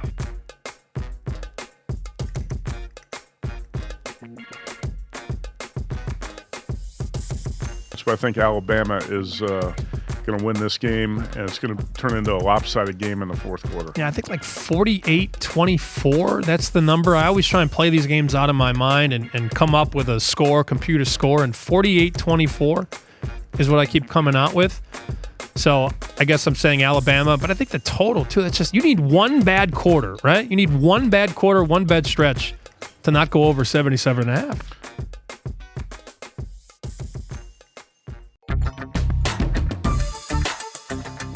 Welcome back to the best of VSiN. Here are more of our favorite moments from the week.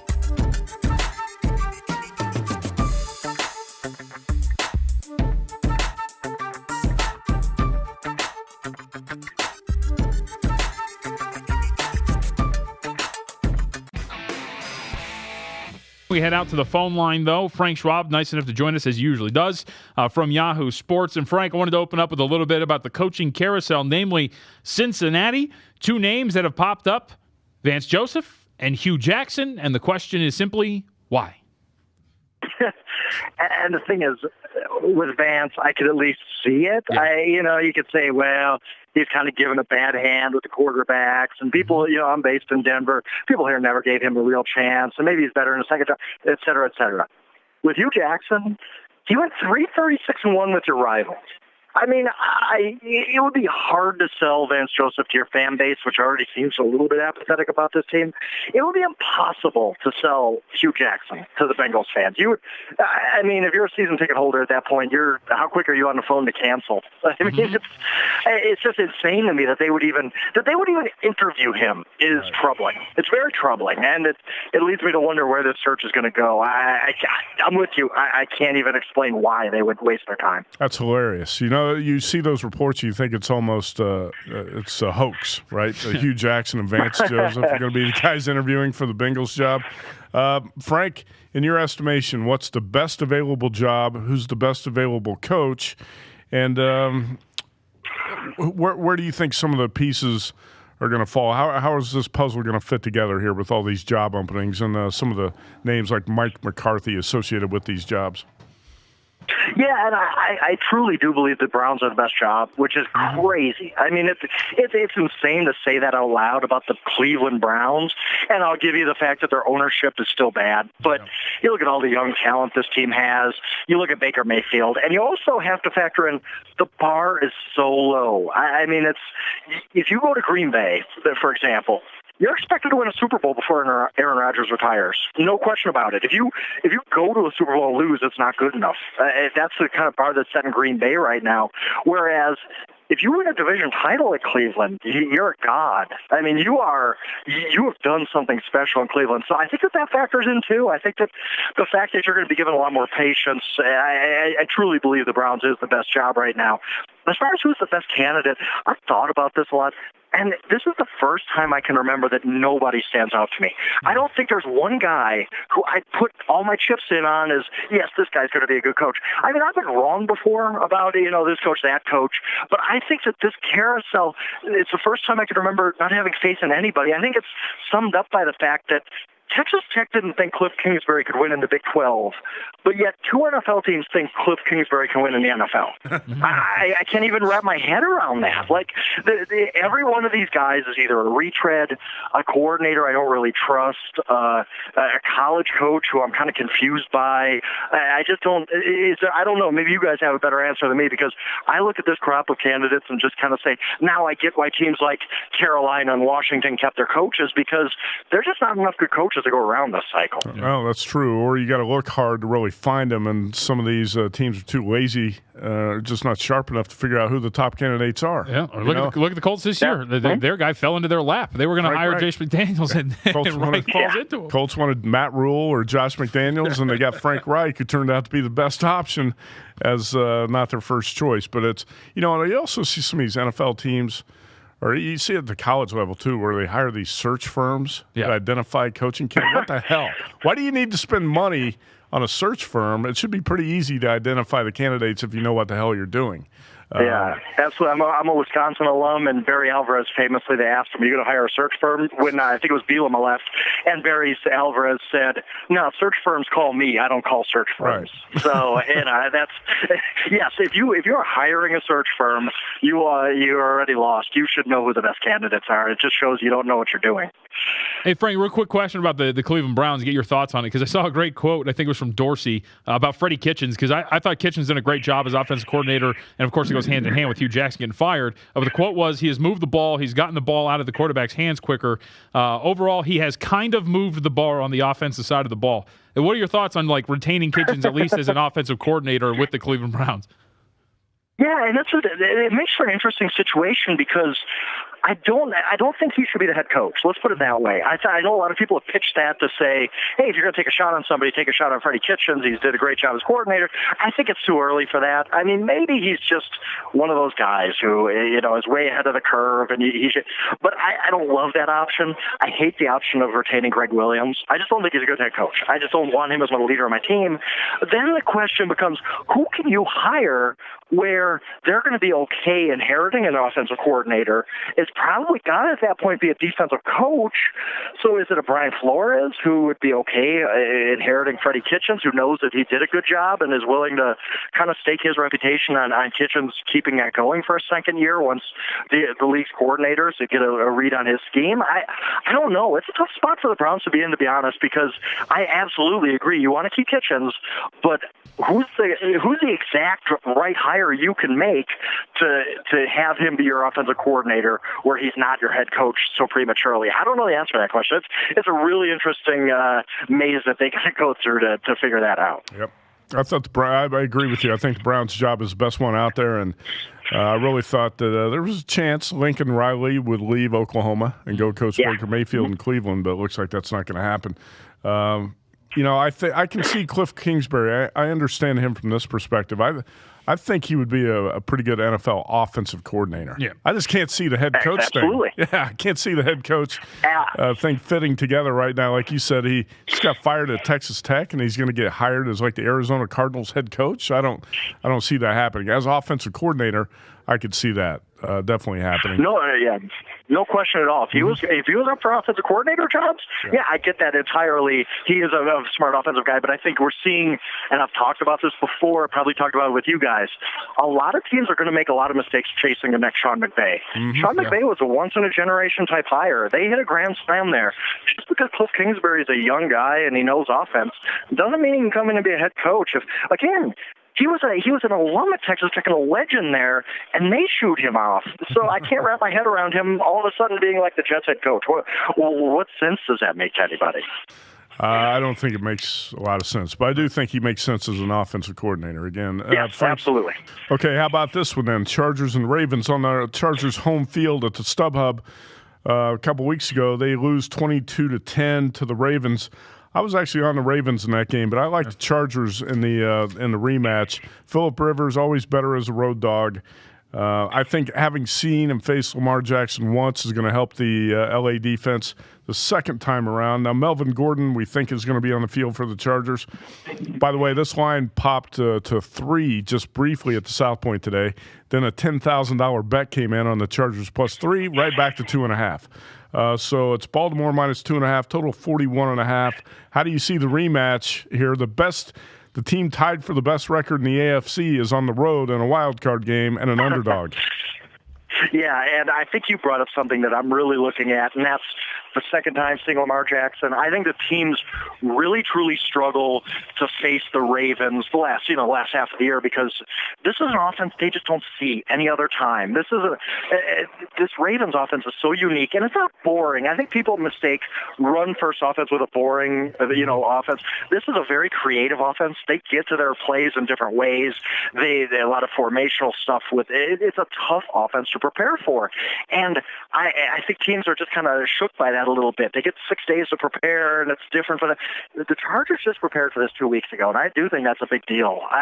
But there's reasons I'm also kind of sick of picking against the Ravens because their defense is legit. Their offense moves the ball. I don't care what people want to say about this offense or long-term viability or whatever. They move the ball and they're effective. Their only loss is an overtime loss to the Kansas City Chiefs on the road. It's been an impressive run, and I really don't like teams flying 3 time zones away. It's a spot that I think all of us pay attention to, and they're in that spot. And maybe the Chargers are a different team because they're 7-1 on the road this year. But I keep going back and forth on this. I think if at any point I can get the full 3, I would take it. I don't know if that's going to happen. It's just a game I go back and forth on because I can make a case for either side. I think it's going to be a heck of a football game. I do think the Chargers are the most talented team in the AFC, but the Ravens are still a tough opponent, and they might match up really well against the Chargers. And, again, you're going 3 time zones to play. It's really tough to back the Chargers. Mm-hmm. All right, Frank, last one on the board for this weekend, Philadelphia, Chicago. You kind of alluded to this earlier. Everybody loves the Eagles all of a sudden, and the Eagles are catching 6 points on the road against Chicago. I watch an Eagles team that is great that they made it into the postseason, but they still can't run the ball. It's bubble screens, and it is just screens in general to make up for the lack of a run game. And Nick Foles, though, has been playing somewhat better, catching 6. Can they make this run continue?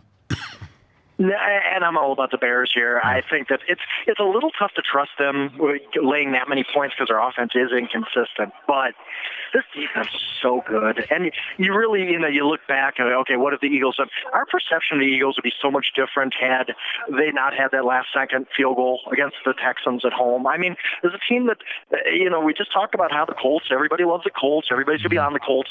Well, the team that everybody's fading in that game almost won at Philadelphia 2 weeks ago. So are the Eagles for real? I don't know. And the thing is, they're tough to predict because of Nick Foles. Because Nick Foles is the most hot and cold player I've ever seen in the NFL, and I've been watching for a long, long time.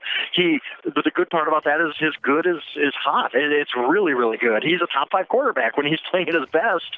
Which Nick Foles are we going to get? Are we going to get the Nick Foles that we saw pop up last year against the Raiders and the Cowboys, and even the wild card game against the Falcons? The first 2 weeks this season, he didn't play well. Or are we going to get the Foles from the Vikings game, the Super Bowl, the Rams game? When he set the Eagles record for yards against the Texans. I don't know how you can predict what we're going to see out of Nick Foles, but I'll bet on the one thing I know, and that's that the Bears' defense is nasty.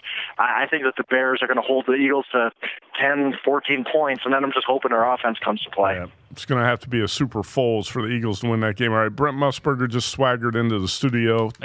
Top 100 finisher in the Super Contest. Frank Schwab, you were top 50 last year. How'd your Super Contest at the Westgate finish in 2018?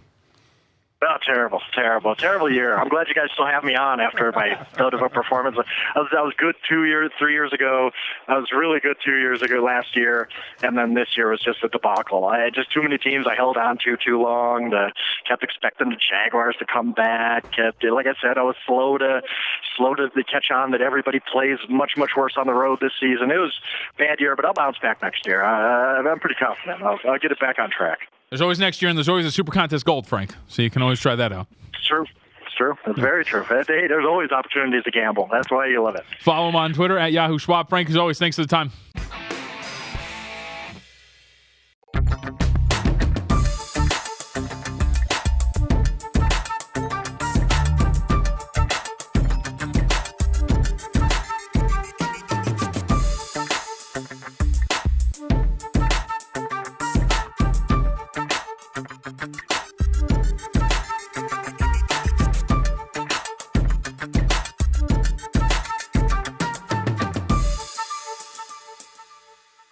If you didn't catch VSiN last week, here's some of what you missed.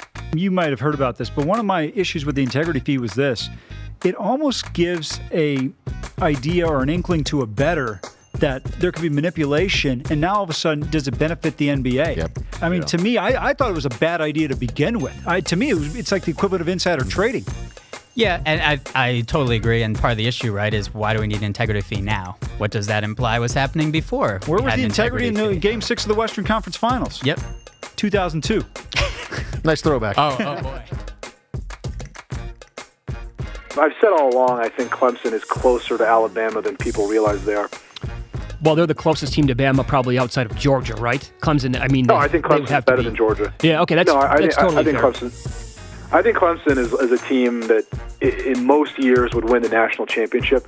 They just have it's just unfortunate that this year's the year they're peaking when Alabama has this historically great team. Alabama can actually throw the football for the first time in the Saban era, and Clemson has the misfortune of peaking in that same season. So what would you think then? 7.5 maybe? But what if Alabama blows out Oklahoma? Okay, no, go ahead.